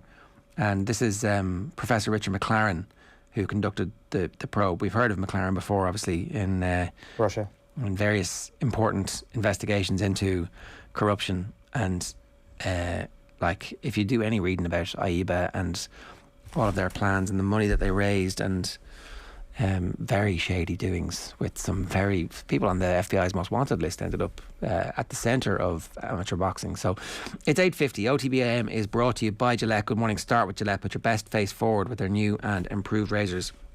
We want to go back to our main story this morning, and that's a New Ireland Thinks poll. So Stephen Keaney, September 2021, the question was asked. I'll read you the full question here. Stephen Keaney has managed to win just one of his first 16 games in charge of the Irish national football team. His supporters believe the manager should be given time to restyle the team. Which of the following most closely reflects your view? Don't know, I don't pay any attention to football. Ireland should get a new manager for the Euro 2024 qualifications, or Keaney should be given a chance for the Euro 2024 qualifications.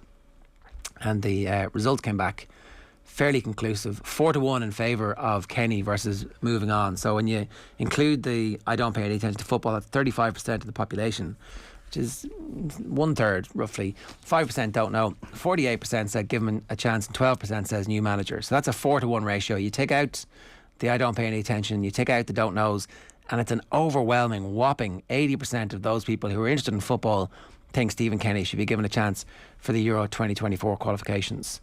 John Duggan is with us this morning to give us some thoughts on this. You're interested in politics, you're interested in polls, you keep an eye on this kind of stuff right across the world. This is, as approval ratings go, this is like light of cigar time. Well, what I always think about polls, Ger and Eoin, is that the people are smarter than you think they are. That's the first thing. And secondly, the polls do influence decisions. And we always see it like when I remember Bill Clinton went to Wyoming on holidays because his pollster told him it'd be good for him to be part of the rural landscape and all that kind of thing in America, and it would connect with the people in parts of America he might not have appealed to historically. So like Fianna Fáil or Fine Gael or Sinn Féin, they'll all make decisions based on their poll ratings and their approval ratings. And we see this as a representative poll, 1,000 people, age, demographic, gender. We heard from Kevin Cunningham in the last hour that it's across the board, it's pretty much the same. And when you take out those who don't know or are not interested in football, it's 80%. And I just think people are smarter than sometimes we give them credit for, and also that people probably feel, I would just, by looking at this at first glance, that maybe the whole issue of Irish football is bigger than Stephen Keaney. And maybe Stephen Keaney doesn't have the best pool of players. Maybe they've been excited by some of the football they've seen against Serbia, against Portugal, and maybe they feel like previous managers like Mick McCarthy would have got 3 goes first time around, didn't qualify for the 98 World Cup, didn't qualify for Euro 2000, then did eventually qualify for the World Cup in 2002. And look at the pool of players that he had. Look at the pool of players that Mick McCarthy had, and it's mad that it's Mick McCarthy's biggest boosters who are the ones who are thinking that Keaney doesn't deserve the opportunity to be given. I can't understand. I just can't square that circle. Are we in Steve Staunton territory? I don't think we are in Steve Staunton territory. Would Steve Staunton's team have got those performances in Portugal, away from home in Slovakia? I'm not so sure. And they would have had the absolute catastrophe of Cyprus, a 5-2 defeat away from home, and San Marino when they just got out of jail. When you just realised, actually, this wasn't a good decision and we needed to make a change, and that was fair enough. And then Trapattoni proved that we did need to make a change by us having a really good qualification campaign for the France debacle that ensued, but that's South Africa World Cup. So I generally think that Irish managers generally, maybe Brian Kerr didn't get enough time, but generally Irish managers have been given a fair crack at it. And I don't think Stephen Keaney will have any excuses if he doesn't qualify Ireland for the Germany Euros with 24 teams in it. But all of this, look, we live in a 24/7 world where everything is very much instant. Ole Gunnar Solskjaer was getting sacked at halftime last night. Now it's all sorted until Saturday. So that's the world we live in. It's all about, for me, as I've said a million times on the show and on Saturday and that, it's about the fact that we probably don't have an industry in the country for football and that we need to get a better industry. And obviously the FAI being in financial trouble doesn't help that. Maybe a lack of government support compared to other sports that are seen as industries like horse racing and greyhound racing doesn't help that. But that's really what this is about for me over the next 10 to 15 years. Not qualifying for tournaments, get into a tournament and getting absolutely hammered by playing functional football.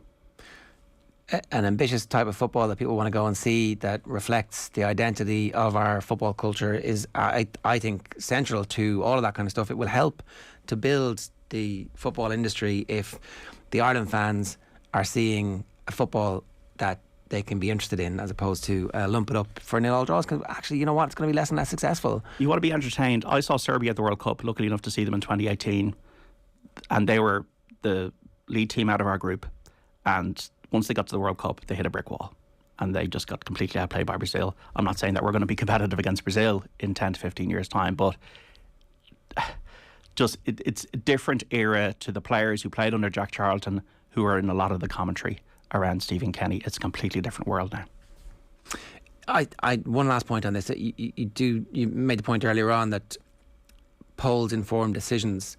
If there are people on the FAI board who are wavering, then it's clear that the public will support giving Keaney another campaign. And I think it's going to be clear as well that the support for that is coming from the players, and that the support for that is going to come at a corporate level as well. That, like, if they were to make a change now and go back to any of the available managers who are out there at the moment who've been linked with the job, it's a retrograde step. It's a step that says we don't really know what we're doing, and so we're willing to take mediocrity as opposed to somebody who has ambition. If the ambition fails, fair enough. Absolutely fair enough. You call it, and if halfway through the campaign Keaney has shown no signs, we're not getting any results, then make the change to give the next manager the opportunity to play out the string for the second half of the Euros campaign. But there's literally nobody in the market on that list of managers who you can say is going to give us a better chance than Keaney in the medium term of qualifying for the Euros. Once he's had the opportunity for the Euros and he fails, fair enough. But he deserves that opportunity, I think, on the basis of the situation he inherited, the COVID crisis that he came through, and the significant misfortune that they had with injury and COVID withdrawals over the period of time. I think that's what the public have seen. And I think they've warmed to him as an individual as he got more public in his pronouncements and got to be better known. Because ultimately, he's not a celebrity manager. We've had the celebrity managers and they haven't worked for us. And very well paid celebrity managers. And yeah, look, I think it took Ireland, as I always say, 60 years to qualify for World Cup. But it was well worth the wait once we did. And you can also have the counterpoint that a lot of players are not thinking that way. They want to just get to a tournament now. But it's like the Ryder Cup. Everybody was, Larry, Poulter, they all came out last week and said Harrington was a brilliant captain. And he did everything he could. We just got rinsed by a better team. And I think, if you asked Ira O'Shea or James McLean or Jamie McGrath or any of these players, how are they feeling? They'll probably be feeling pretty positive about the future under Stephen Keaney, who has not had time, apart from that Andorra camp, really, to work with the players. So look, they do need to score goals, and that's to me is a little squiggle, the little asterisk, that Luxembourg and Azerbaijan, I can't say with certainty that we're going to beat them because we can't find a goal at the moment, and that's the problem. That is it. Somebody says, what happens if he loses or if he win one from the next 16? Well, then that's an obvious... Then he's done. Exactly. That's the thing, is that results do matter, and we're talking about this next contract. We're talking about a contract that will let him have a full European Championships campaign, something where Ireland can actually achieve at their level, and they have a goal that isn't out of their reach, because I think it's become apparent, and I don't actually blame people for having this notion that Ireland are good enough to qualify for every World Cup. I don't blame people for that, because the World Cups are the most important parts of our sporting childhood, whether it's 90 or 94 for you, whether it's 2002 for people who be closer age to that. You think that should always be the way. You think about Brian Kerr and that they were near enough miss of 06, and of course Henry in 2010. And it's okay to believe that we should be qualifying for World Cups, but the reality is not that. The reality is that the Euros are a far bigger opportunity to qualify and a far more realistic thing. And if results don't go Ireland's way in the European qualifiers, and they aren't anywhere close to qualifying, then of course that 20% will become 40, will become 60, will actually become 80. Of course it will. So this is not a sort of public pronouncement for life that Stephen Keaney is the man for the job. This is a current snapshot of where we are. And as it turns out, where we are now is what is going to inform whether or not the FAI give him a new contract. Yeah. Now, they'll obviously wait until the next two games, and that's why those next two games are essentially a referendum on that. And it was very interesting. Kevin said earlier on, they'll do this poll again. I suspect that they'll include it now over the next while, and we'll be able to see this approval rating, and it'll be very interesting to see how that goes into the future. So being positive about it is not Putinism. Exactly. Right, what else is going on, John? Well, Man United, Cristiano Ronaldo saved their bacon last night, 2-1 win over Villarreal in the Champions League at Old Trafford. This was a poor performance from Man United. Alex Telles got the equaliser, and then Ronaldo, who didn't do much all game, did what he did best, which is a fantastic winner laid on, just a poacher's goal. And Ole Gunnar Solskjaer says that is why he is world class. When you saw him against Ireland a couple of weeks ago or a month ago, he missed a penalty early, didn't touch the ball more or less, and he scored two great headers in the last 2 minutes. That's just what he's done throughout his career. He's so strong mentally.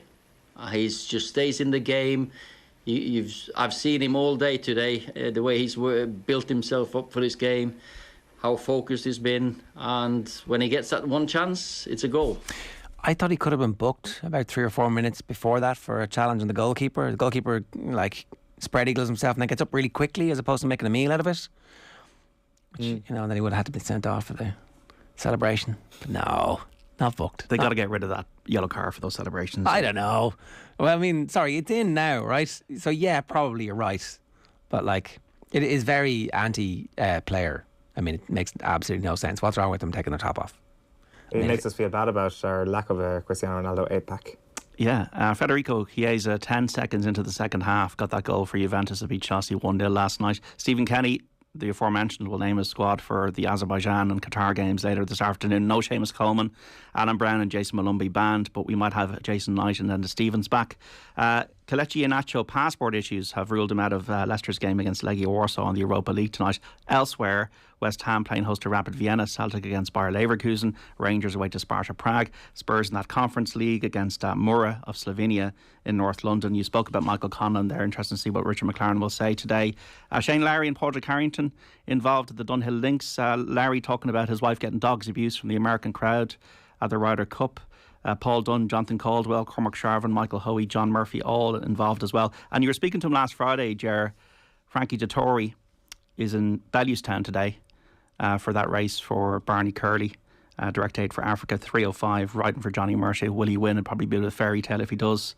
The Yellow Sam Coup, I don't know if you know much about it, but I'm sure you do at this stage. 1975 at Bellewstown. 306,000 punts taken out of the bookmakers across Ireland by Barney Curley.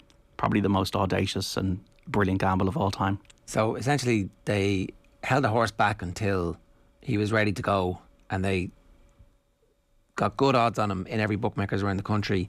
And why did it work? It worked because Barney had a load of trusted people that he could go and put bets on around the country in loads of shops. There was only one phone box at Bellewstown, which was commandeered by a big burly friend of Barley's. And normally what would happen is the bookies would take the money in the shops and then, ring the course to get the price down on the course. But they couldn't get through to Ballystown because Barney's friend was on the phone for 20 minutes. And therefore, there was not a cent for the horse on the track. And the horse, Yellow Sam, was 20-1, encountered better ground, won easily.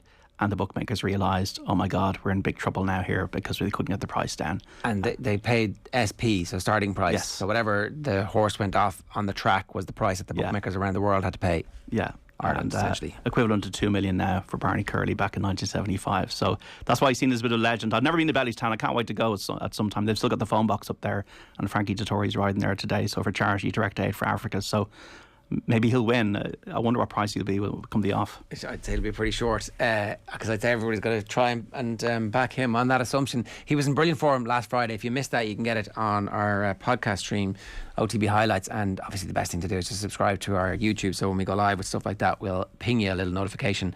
OTB AM brought to you by Gillette. Good morning. Start with Gillette. Put your best face forward with their new and improved razors. We're going to take a quick break. We're back talking rowing with a former Donegal footballer. OTB AM. This is OTB Sports Radio. This is OTB Sports Radio. If you have a stallion and he goes to stud, there's a lot of hype about him. But if his first season goes badly, basically people write him off. And to kind of transpose that to football, how important is your first managerial job? Because if it doesn't go well, it's almost like, right, where do I go from here? So you kind of have to get it right. You've obviously you're smiling away, so you know what I'm alluding to anyway. No, look, hopefully there'll be no gelding. There'll be no gelding. Off the Ball, Saturdays from 1 on OTB Sports Radio. Listen live on the OTB Sports app. OTB AM. With Gillette. Put your best face forward with our new and improved razors. Okay, it is 5 minutes past 9 now. Episode 21 of the Football Pod with Paddy and Andy is available exclusively first every Tuesday on the OTB Sports app. They're going to be bringing a special episode throughout the off-season. This week they changed it up. Paddy Andrews took the mic and interviewed Andy Moran, and Andy did the same to Paddy. Here's Andy asking Paddy how he dealt with being dropped by Pat Gilroy in 2011. When that call came from Pat, right, did you have like that 2 weeks where, that month where you go, I couldn't give a crap about that, I couldn't give a shit about that, and you move on? Or was it straight away, or was it like... No, to be honest, Andy, it kind of hit straight away, because it just, believe it or not, and again, looking back, you're going, Jesus, what planet was that? I didn't really see it coming, which is, you know, if you're dropped, or guys have been, anyone listening upon, been dropped off a squad, or they're not playing, you kind of get a sense, you know, you're under pressure. Whereas with me, I was like, what's Pat ringing me for here? You know, it was that. So it did kind of hit straight away. And then as the summer develops, you're kind of, you go through phases like, oh, geez, I don't care. And you're trying to put a brave face. And like, say, I was 22 at the time, 23. I think I turned 22 or 23. And then Dublin started going on this run, and they beat Tyrone in the All-Ireland semi-final in the rain. A brilliant, one of their best performances. And you just got the sense they're actually going to win this. Dublin are going to win the All-Ireland for the first time. It was 16 years, and it was hard for me, I have to say, Andy. I was good at it, absolutely good at it. I'll never forget that the final. Glucko kicks the point against Kerry. I didn't even go. I didn't go to it. I watched it at home on my own in my parents' house. My mum and dad went out and watched it. They knew I kind of wanted to watch it on my own. I actually cried at the end of it. Yeah. I was good at it because I'd been on that journey, and I would have been very close with some of the guys in that team, and it was an incredible moment. It was one of the most iconic moments for Dublin GAA, and obviously what subsequently has happened. And I was like, I'd nothing to do with it. I'd let myself down and didn't contribute. And what an opportunity. There was at 23, really should be coming into my prime. I played for 3 or 4 years, and I just basically mugged myself off, really, more than anything. And that's a hard place to be, but you know what? It was probably the lesson I needed to learn, and it was. But I think that's a key thing. Like I went through the retirement phase. I genuinely thought we were going to win the All-Ireland this year, and like I'm well over it. If I'm being honest, I'm well over the. I don't feel like I'm missing out, but I still had to prepare myself for that moment, that if Mayo win here, am I comfortable with this? Am I? Now, I could say then, yes, I was, but I still had to mentally prepare myself. So I can imagine you in that situation, 22, 23, maybe not have developed mentally at that stage, missed out on the under 21, missed out on the senior. Joe, I think a lot of people, Paddy, find themselves in that place, and you have two choices to make there. You have a choice to say, right, this is not for me, let's move on and let's go travelling, or you have a choice then to say, right, what do I do? So then you go in, that was the winter that you go to the Leinster final with Bridget's. Yeah.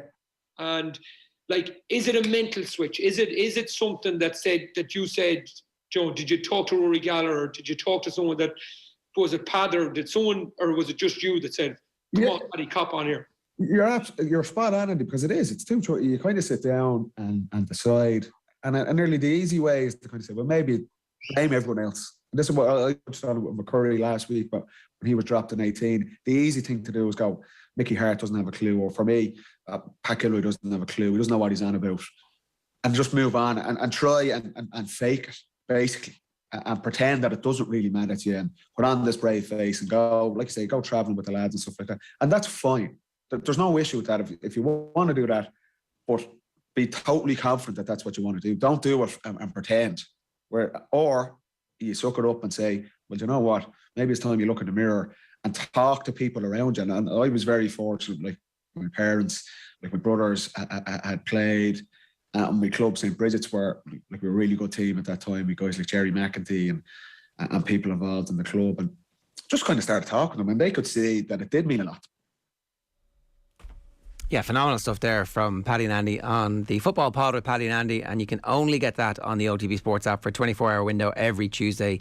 By now, this part of the week, you can pretty much get it on any of the podcast apps, but the best place to get it is to subscribe to the Paddy and Andy feed on the OTB Sports app. It is 11 minutes past 9 this morning. Now, with thanks to Gillette, we're celebrating the return to normality with a special prize of UEFA Champions League tickets to Chelsea against Malmo on the 20th of October, with flights and accommodation included.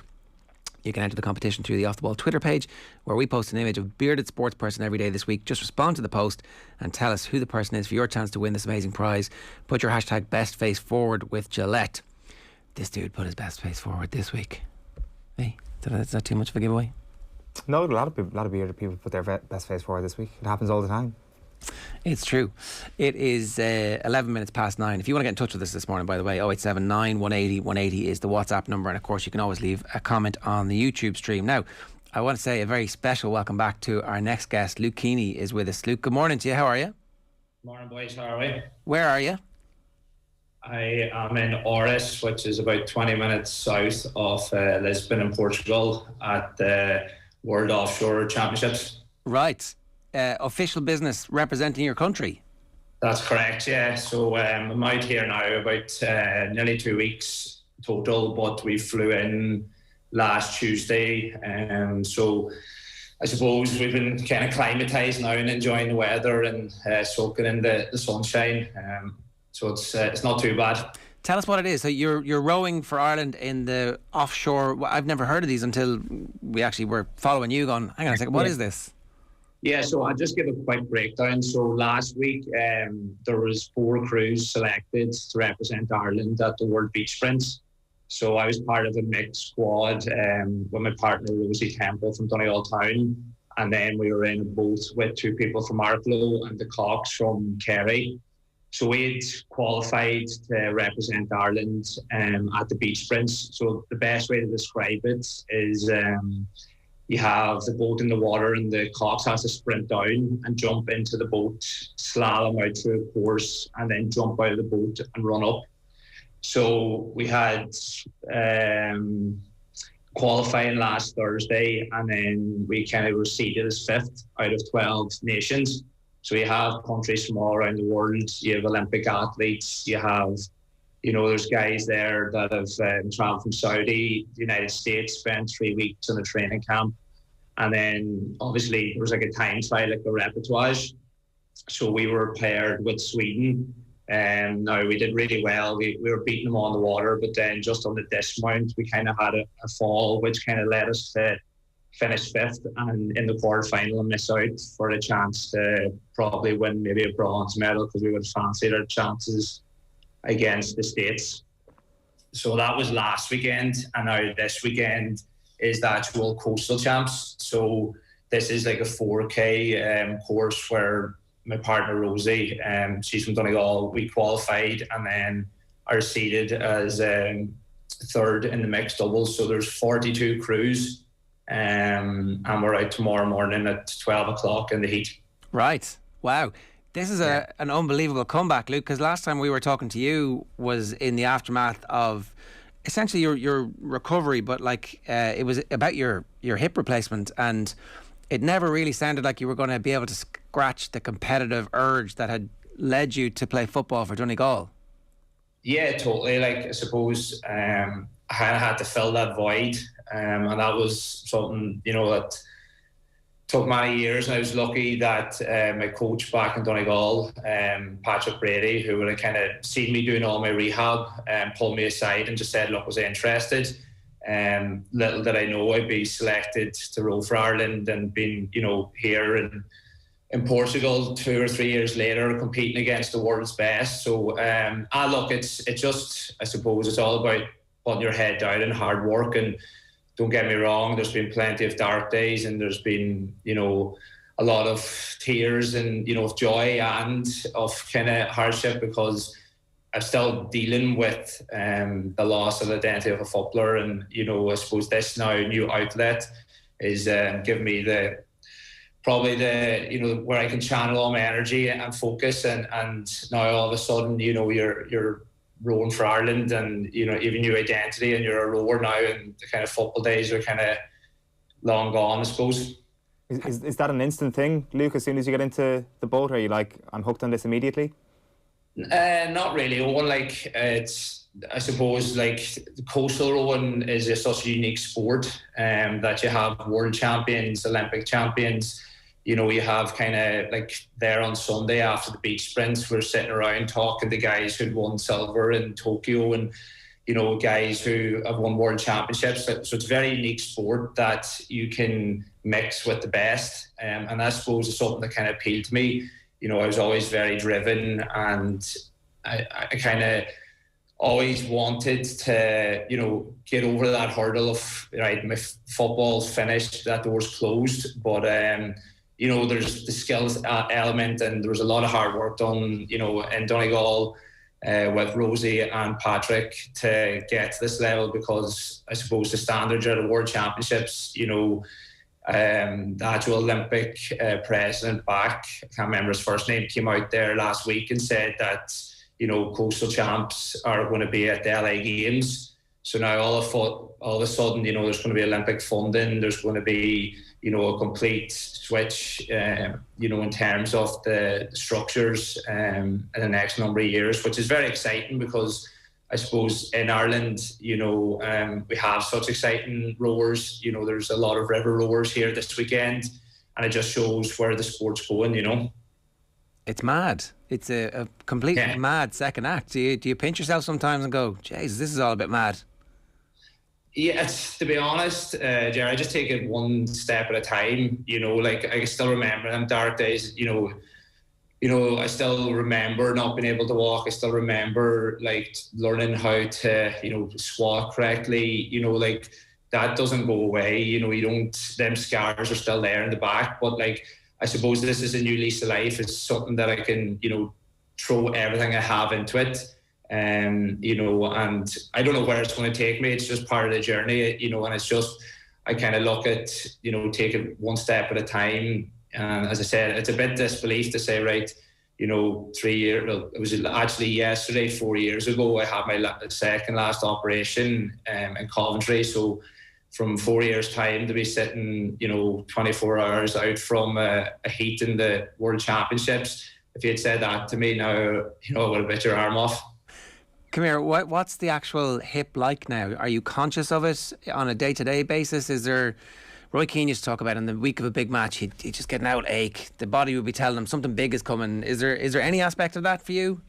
No, not to be honest. Like, as I said, like, I've had 5 operations in total, and like, because it's non-weight bearing, I suppose it's completely different. Like, whenever I was playing football, it was the twist and turning, but I suppose a lot of hard work's gone in. I've been training equally, maybe 7 times a week, if not 8. You know, I took on a strength conditioner there in January when we kind of had a focus to go to the Worlds. You know, he period out my schedule to this date. You know, a guy over in the UK called Paul Parker. I have my coach back in Donegal, Patrick Brady. So, like, there's a lot of hard work gone into that, but the joint is better than ever. You know, I have no pain. And that's all down to the surgeon, Professor Griffin, and then my physio, Tommy Gallagher, get me to this level. You know, I feel physically in the best shape of my life, which is hard to believe, gone through all that. But, you know, you're in a boat where there's no actual impact through the joint, if that makes sense. But at the same time, you're still competing against the world's best. So, you know, I say this time in 2 or 3 days after hopefully we're in a final on Saturday, the rest of the body will be hurting just as much, you know. I think what you're describing now, Luke, suggests just how grim a story this was for you, because for a lot of people I suspect that actually just getting back to compete at some level would have scratched their itch, but for you it definitely seems that you need to be doing something 8 times a week. You need to be a high performance athlete as much as possible. So 4 years ago when that surgery happens and that looks like an impossibility, that just rubs salt into the wound completely at that moment, I suspect. Yeah, and like don't get me wrong, when I was in a dark place, there was a lot of, questions to be answered, and like you're there, not fit to walk, trying to figure out where your life's going. And I suppose like say there, my mum, she battled cancer and she ended up running a marathon 8 months later and like raised 10,000. Yes, all my football career, all them doors closed, but I wasn't ill. I had a life-threatening illness, and that kind of inspired me to say, right, now go and, write a new chapter in your life. And I suppose just with the desire and the focus and hard work, and I suppose I kind of have that burning desire to compete, and I wasn't going to let this hold me back. Like there's top athletes, you look at Sean O'Brien, say there, who's playing for London Irish, or Andy Murray, they've had the same operation. Jack McGrath, spoken to him, he's had the same operation. I would love to be in a situation where I was a professional athlete and I could actually push my body to the limit and see if I could get back to that. I've done that now in a different sport, and I'm excelling and I'm doing my best for my club and country. And I'm just kind of, not to use a pun, but I'm riding the crest of a wave at the minute, and I don't know where it's going to take me, but just excited to compete tomorrow and just do my best. And can I just take you back to when you get into the boat and they're like, oh, would you be interested in this? When do you realise that actually you're not bad at this and the times that you're doing are really good? What's that like?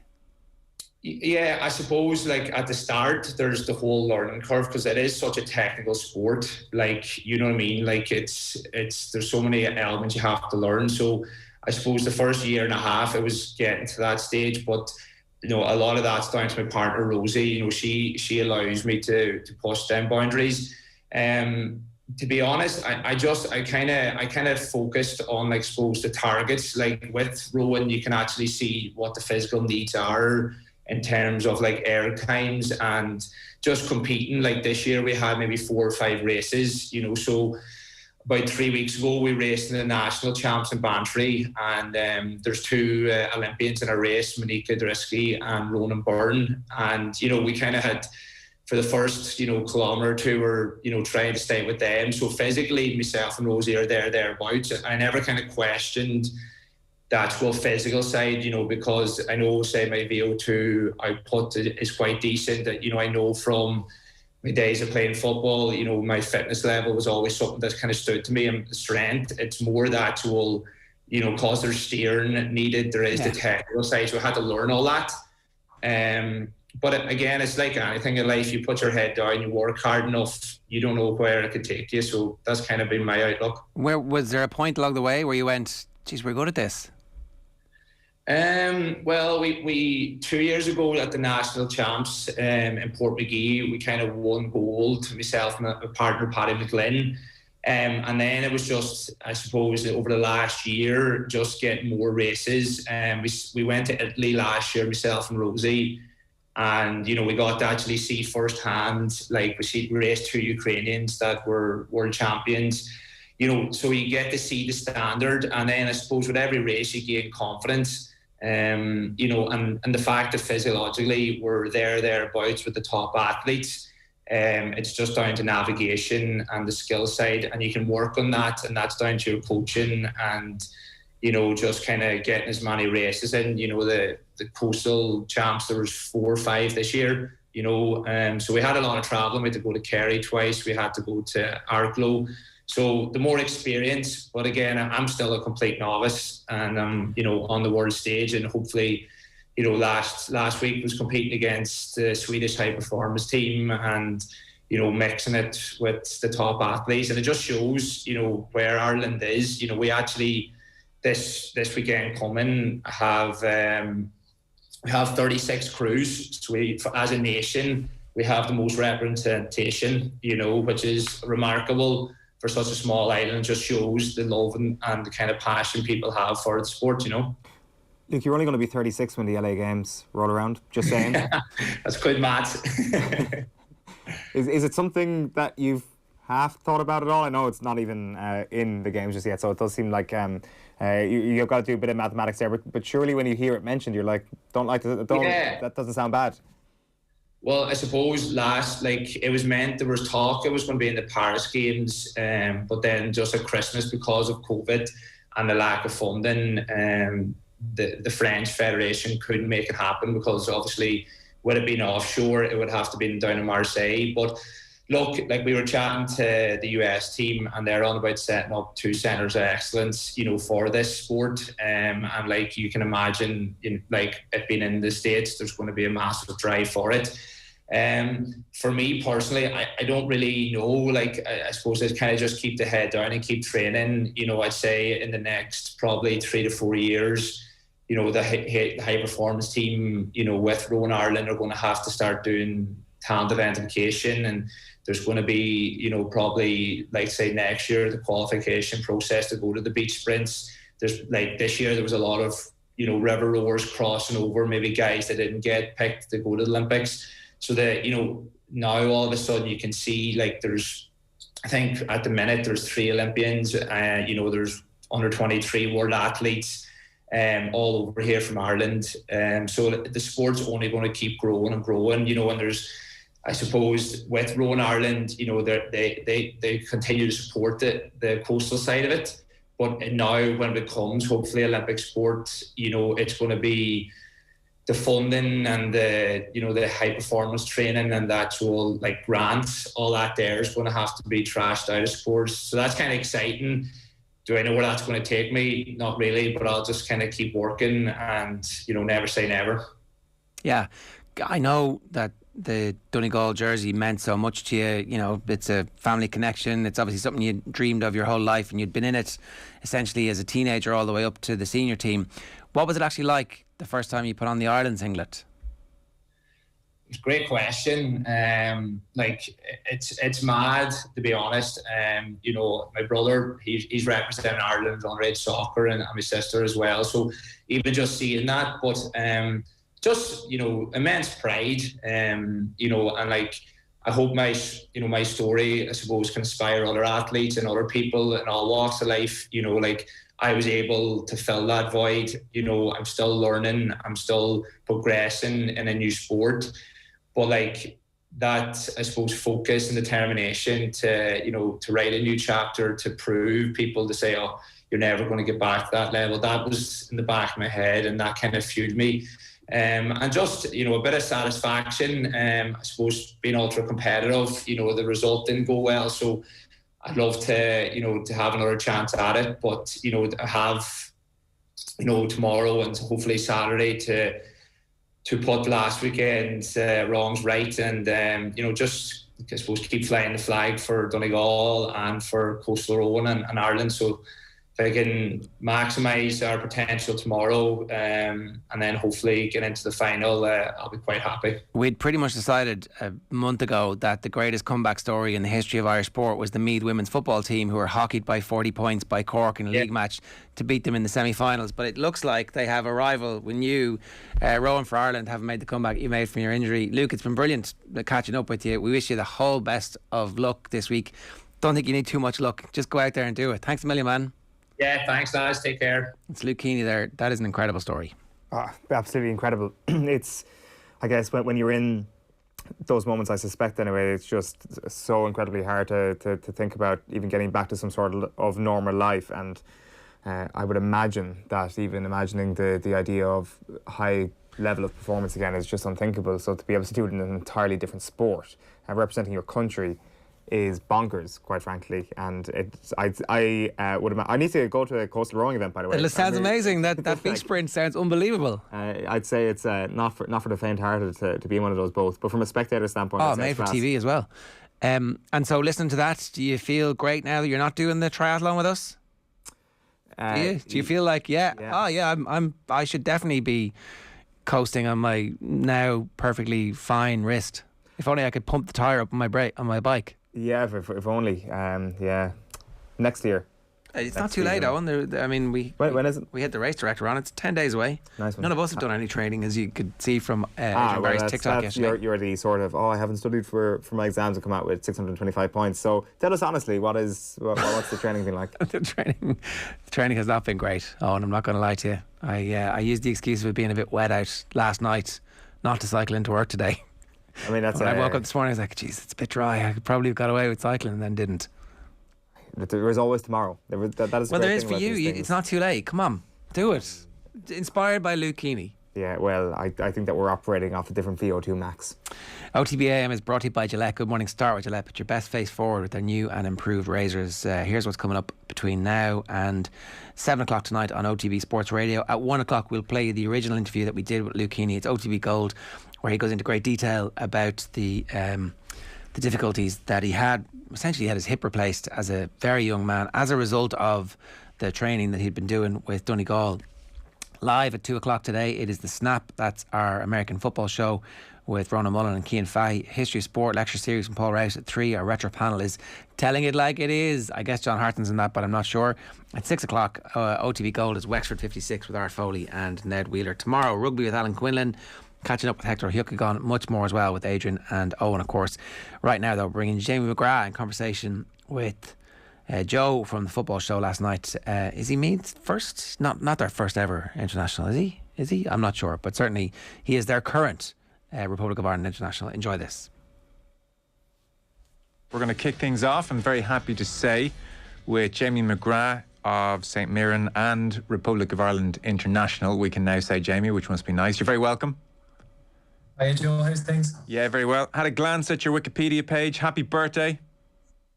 Yeah, you're a day short now. It's tomorrow now, 25, so getting on now. So, geez, what a couple of months for you. It's a long way from Athboy, County Meath and then Cherry Orchard to playing against Ronaldo over the last couple of weeks. I suspect that was a little bit surreal. Yeah, it's been a mad journey now, considering where I started off, and yeah, obviously to come up against Ronaldo there, was it just over a month or so ago? Yeah, it's been some journey so far, so hopefully it's only the start. Well, it looks like it's going to be. That must be an occasion where, for you, starting away against Portugal, quite possibly the biggest game you've played in. Maybe there's one or two others which jump to mind, but it's got to be right up there, where you know everyone's watching and you've got like this icon Ronaldo and he's going for a record. It would have been very easy to be looking around a little bit and starstruck by the whole occasion and by Ronaldo. Was it easy to park it pretty quickly and treat it like just another game? To be honest, I didn't really know I was starting until probably an hour or two before the game. Stephen the gaffer just pulled me on the pitch when we were out walking the pitch. I kind of had a bit of an idea, but he just said, I'm going to throw you in. And I didn't really have too much time to really think about it. Right. What did you say? Are you sure? No, I was when I heard it, I was just ready to go. Obviously, you're full of adrenaline, and that just gets you through it. So it didn't really hit me until we were walking out in the tunnel, and first man I looked down and see was Ronaldo standing there. So it was a bit surreal never seeing him, but you just had to get to grips with it quickly, and lucky enough it went all right. So obviously we didn't get the result we wanted, but it was still probably the highlight of my career so far.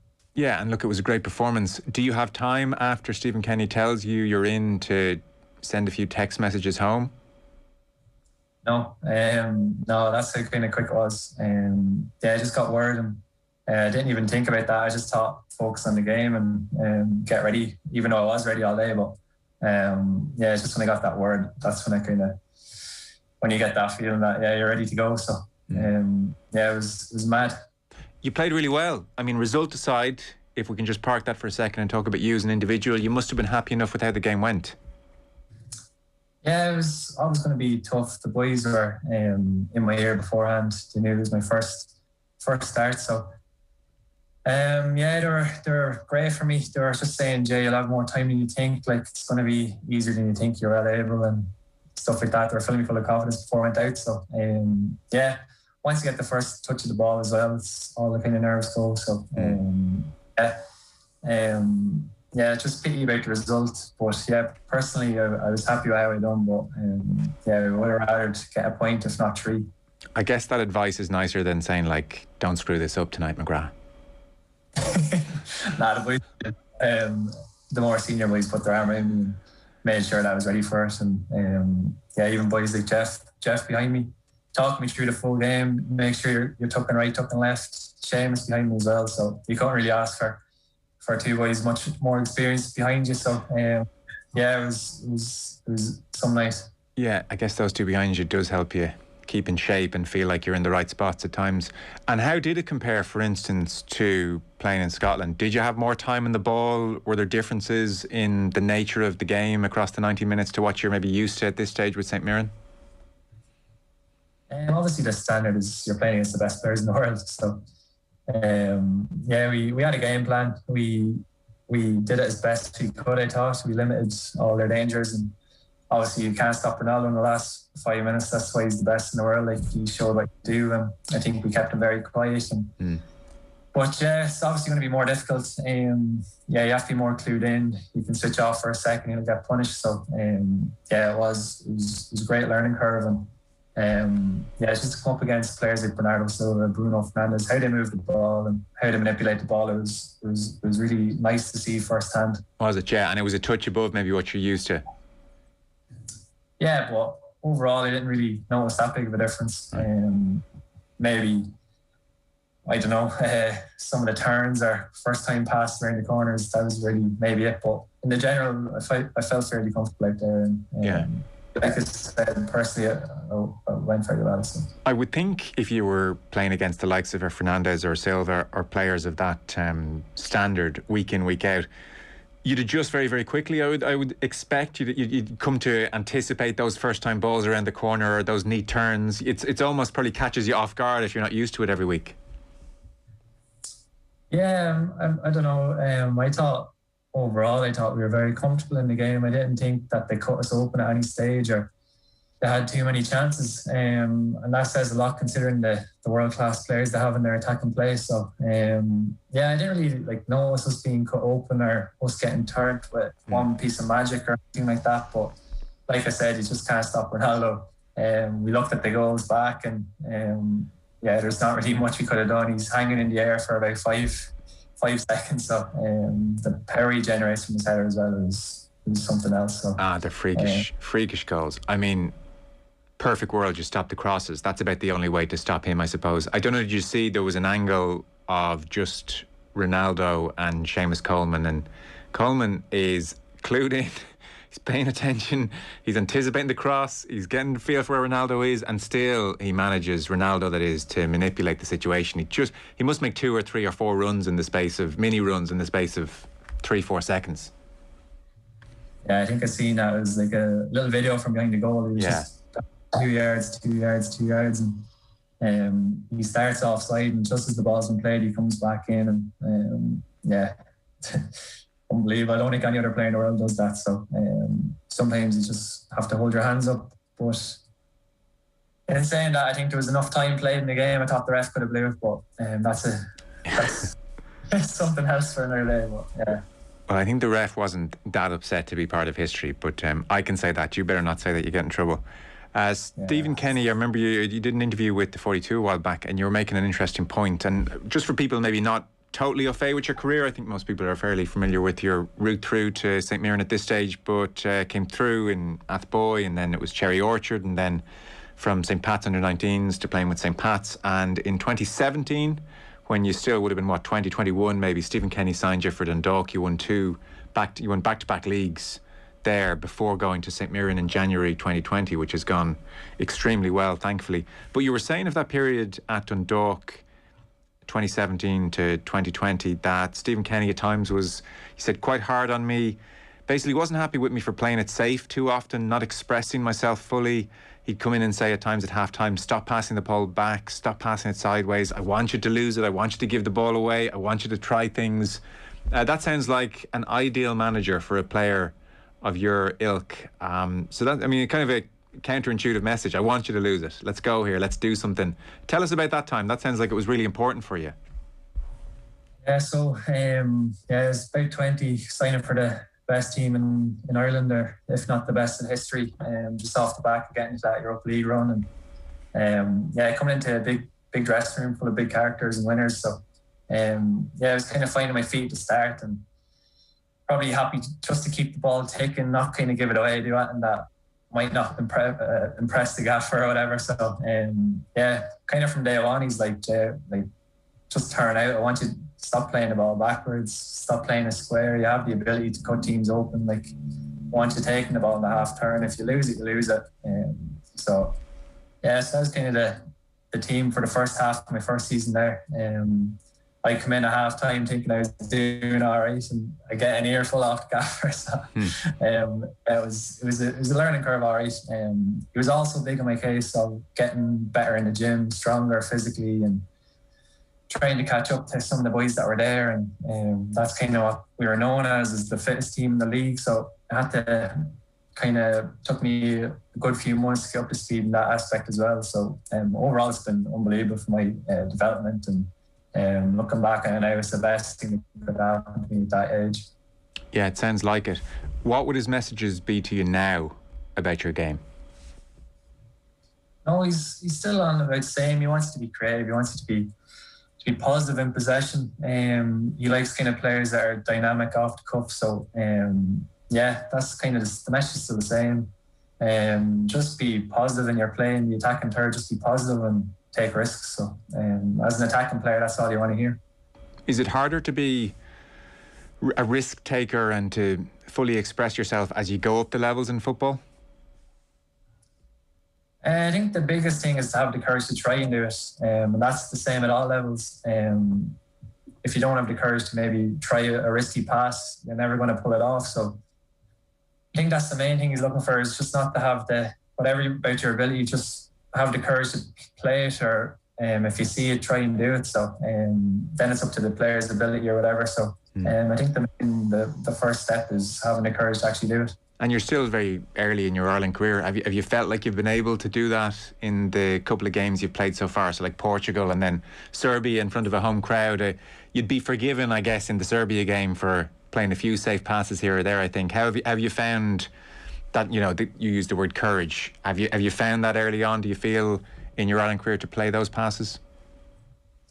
Yeah, I think our game is kind of based off courage. You want to play out from the back. We're playing against some of the best players in the world, and the way in international football they set up high presses, and you have to have the courage to back yourself and play out from the back. And I think we've shown that over the last camp anyway, that I've been in. I thought we've been very brave in how we played out, even against Portugal. I thought we played out some brilliantly, played some brilliant passages, and it led to some good chances the other end. So I think we've done that, and it's about dropping into spaces where maybe there might be a man up here, but you still have to come in and receive it and link it in. So I think we have shown that so far.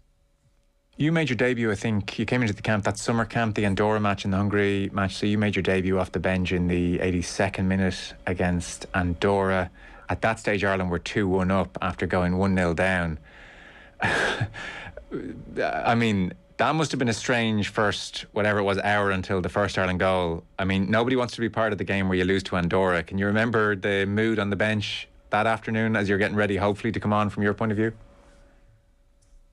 No, we remain calm. Like at international football, anything can happen. So they got a chance and they scored from it. So that's how we reacted to it. I thought we reacted well. It kind of kicked us back into probably passing the ball more sharpish and probably gave us that kick that we needed because once you go goal line, it's how you react. So I think Troy done brilliantly. He bagged twice soon enough after. So for him as well, that was a big confidence booster for him in his international career. So I think once we conceded and went to go behind, we showed good character to bounce back. And of course, it'd be a massive disappointment if we didn't at least draw or win against Andorra.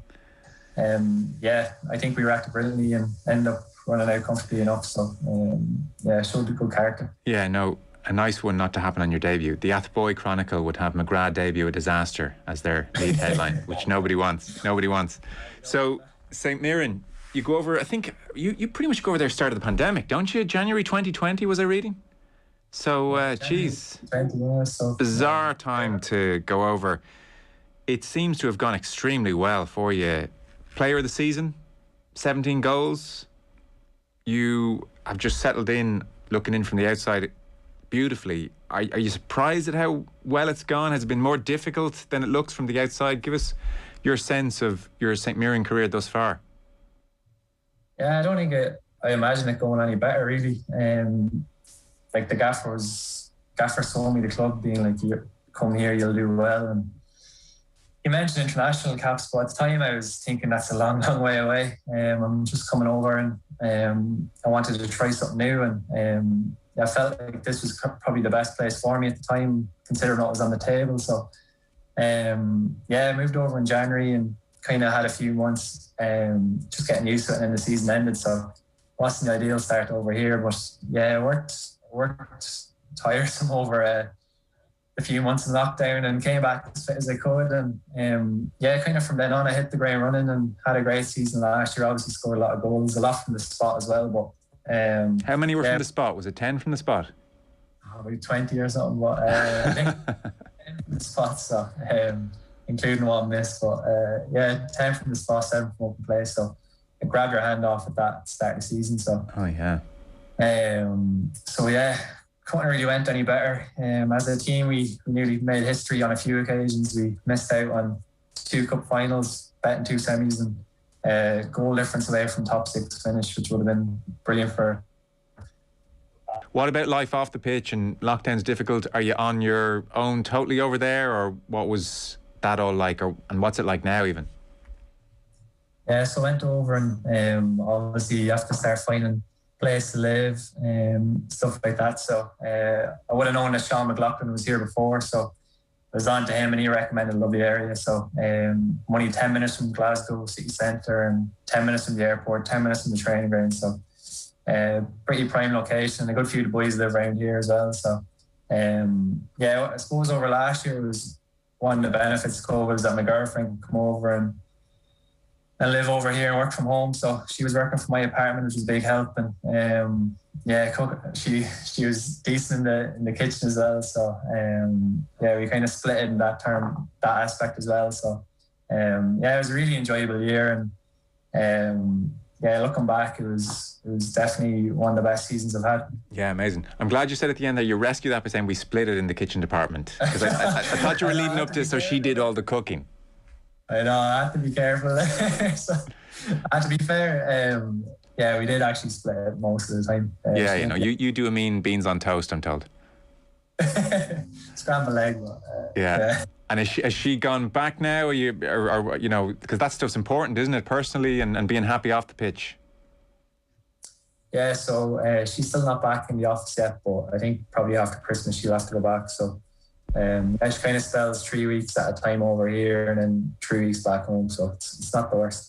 And do you find it okay being away from home, or have you been homesick with family? And I mean, obviously during lockdown you can't travel at all, so I'd say it feels like huge distance away. Not so bad now, maybe, with the airport nearby.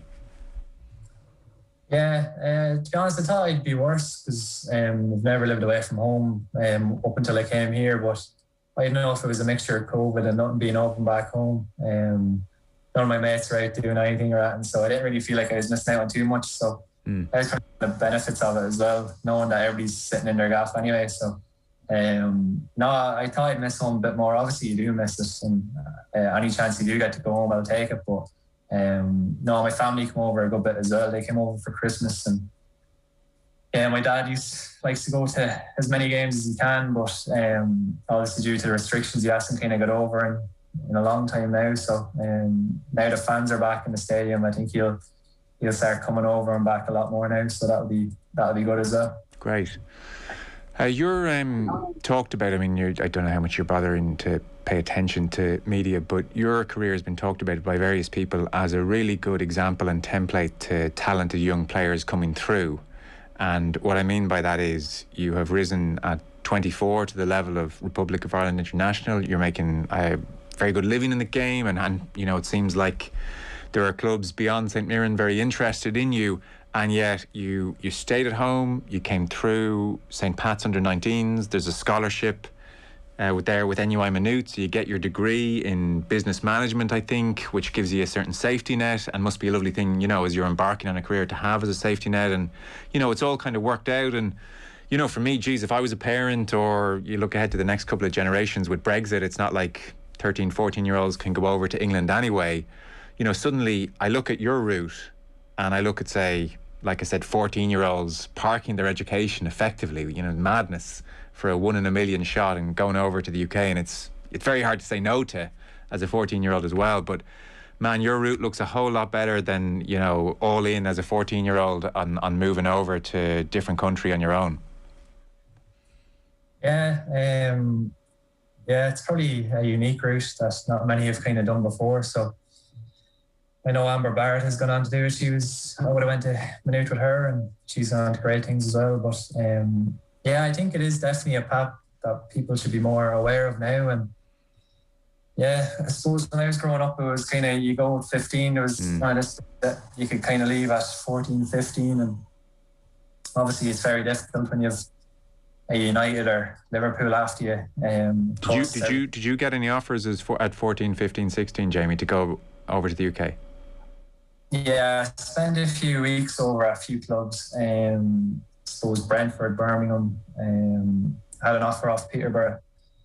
So yeah, but to be honest, I wasn't really to be honest, looking back, I didn't want to really go. I don't think I was mature enough. I was only 15, 16. I think personally, anyway, I was too young to go. And were family jumping in saying there's no chance you're going, or were they open to it? Nah, to be honest, they knew as well. Like my dad was saying, my mum and dad were both saying, you're better off staying doing your leaving cert. Once you have your leaving cert, then you can reassess and see what happens. And yeah, that's kind of the time where Peterborough came in. And yeah, at the time I was like, I still don't really want to go. I was 17, and yeah, still not really mature enough, I don't think. I think if I went, I would have been home after a few months, a year maybe. And yeah, that's how I ended up going to Maynooth, signing for St Pat's. And yeah, looking back, it was the best decision I've ever made. And yeah, if that opens up more parents' eyes to what can happen, and it's never too late to leave, happy days, because I know a lot of parents can kind of see it after kids aren't signed by an academy at 16, 17, that there's no hope for them. But hopefully this proves that it's never too late, and just sometimes patience is key. Yeah, no, it sure does. Well, listen, great to check in with you. Congrats again on the internationals earlier this month. Another big couple of months coming up across October and November from an Irish perspective. Keep it going at St Mirren. Seems to be flying there for you. So good to check in. Might do it again maybe some way towards Christmas. Jamie McGrath, great to have you on. Thanks a mil. Thanks, Joe. Thank you.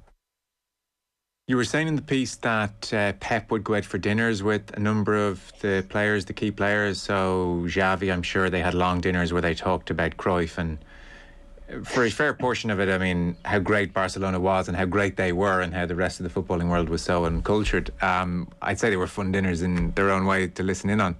Messi, that wasn't the case. It's not like Pep and Messi were out for dinners. The communication seems to have been very pointed, no extracurricular information required. I mean, keep it minimal, and Pep cottoned onto that pretty quickly. So they weren't sitting around having philosophical discussions about football, which, you know, I'm sure was a big part of that period of Barcelona, and the likes of Xavi was doing that. Pep, Messi, presumably because Messi's not that interested in doing that, it doesn't happen.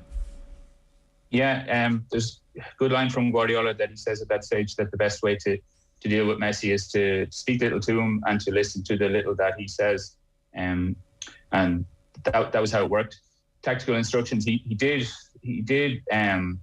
ask him to do things on the pitch. It wasn't that he just let Messi, you know, off, especially at the start, and just take up whatever positions he wanted in the pitch. He had a plan for each game. He would have spoken to all of the players. We know how rigorous and detailed Pep's dissection of opponents is about, you know, whether the left back struggles when the ball's on his right foot or whatever. Yeah. You know, Messi would have been given those little tidbits of information and would have been able to use them, but in a kind of a assimilate them naturally kind of a way, not in a, as you say, like that you go and spend a long time with diagrams and iPad and videos and everything to show it. Just a little, you know, watch out for the left back. If he's got the ball on his right foot, then hit him. And Dermot, do we know? Again, did it ever get to a stage where Messi had total freedom on a pitch regarding Pep's instructions? No, that's never going to happen in a Guardiola team. But it did tend in that direction. But by the end of, like, in his final season, Messi, you know, made 77 goals, I think, in all competitions.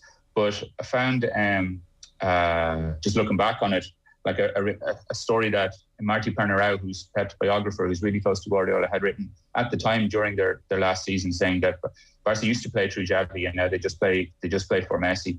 And they had started to look for him all the time, which is inevitable, really. If Messi's doing so much great stuff, you start to give him the ball, you know, maybe in situations where it's good for him, but not so much for the team. And then on the off chance that he doesn't do well in a certain game, or if, you know, he only scores one goal instead of two goals, then the team might drop points, might lose, and that's what happened at the end. That they lost out to Mourinho's Madrid in the La Liga title race. Messi missed that penalty against Chelsea, and Guardiola was gone a few days later. Not that he was part of Ronaldinho's entourage, but he was attracted to that side of the game, you know, as he would be. He was only a kid, everything was kind of new to him at this stage, and Pep wanted to cut that out completely, and part of that was to get his diet, the cans of Coke, the chocolate peanuts, barbecues, all the things that Messi had been able to get away with before were suddenly not available. And because Pep needed the team to press, to be able to run as fast as they could, like, it was vital to the way that he wanted to play to get everybody super fit. And if Messi was super fit and if Messi was willing to run those extra kilometres each game to close down the opposition fullback, then everybody else in the team was going to have to do it. So for Pep, it was vital that he had Messi on side in that. Messi didn't particularly enjoy it, I think it's fair to say. And there's also just there's a bit of the, you know, Messi, and even when you speak to people who worked with him or know him or have had, you know, good close dealings with him over the years, nobody tells you that they really know Messi, that they know what's going on in his head. You know, he's such a internally focused guy. He doesn't share very much of what's going on, but he doesn't like to be challenged. He does have the pressure maybe to be the best player in the world. He puts on himself as well to be decisive in the games. And that with that comes then a feeling that, you know, he should be allowed maybe a little bit more to do what he wants. So he was kind of rubbing up against what Guardiola had put in. So the day that he, you know, asked Pep for a Coke, well, midway through the first season, when they were together, asked Pep, can you get a Coke? Pep was like, what are you talking about? We don't drink Coke here. This is Barcelona. This is impossible. But goes and gets it anyway, opens it in front of the rest of the players so everybody can see. And that was just the way it worked. That if had it, you know, it's hard to imagine Xavi and Iniesta doing that type of thing. Like, they were the other kind of leaders in the team, but they were quieter guys, the schoolboys, as Zlatan called them in his book at one stage. But Messi he was given the leeway to do it. They accepted that. They knew him as well because they'd all seen him coming through the youth ranks together. They'd already known him for almost a decade at that stage. The kind of key players in the team, Puyol and Valdez as well. And whether Pep ever said to them, look, there's going to be one rule for Messi, one rule for everybody else, I don't think so. And he would have gone against a lot of the things that Pep believes in and wanted to do, but it was Messi. And there's another line in the piece, something about just Messi is a genius, and sometimes you're just going to have to put up with stuff. And at Barca, then they decided that they were. And then over time, more and more. But I guess that's something else to get into. Yeah, it's an interesting one because it depends. People get upset when you raise it. But, for so long, South African rugby had these sort of idealistic quotas that no one, fulfilled. And everyone sort of said, yes, we will try and transform the game and bring black players through, and then just ignored it. And Ninabe and Erasmus have taken the completely opposite view. They've gone, well, we do have a charter and we do have a target of transformation, but we're going to try and exceed that. But we're not only going to try and exceed it, what we're going to try and do is make sure it's not just window dressing. We're going to make sure that every black player we bring into the setup is, there on merit, and that's exactly what they've done. And that's why it goes unnoticed, because the teams they select, no one's questioning the player's credentials as a player being there. And I just thought, well, I looked at the team, and I also had to do a second take. I went, well, hang on, that's quite a high number of black players, and unfortunately in South Africa these things matter. And I did a count, and I went, wow, 7 black players starting, and that's incredible. We half the team really, and I just think it's a significant milestone that went unnoticed and unheralded, and maybe that's a good thing. It just says that, well, these guys are selecting the best possible team. They're producing players, doesn't matter what the colour of their skin is, and they're all just good enough to be Springboks and world champions, and that's great. And long may it continue. And if they're a bit bolder in their selections, nothing to do with the players' race, but they could have, Willie Leroux hasn't been playing well. If Apaleli Fassi came in, and if they'd done one or two other, Elton Janchis comes in a fly off, suddenly you're looking at a team that's 2/3 non-white, which in South African rugby context would be a massive milestone. OTB AM. With Gillette, put your best face forward with our new and improved razor.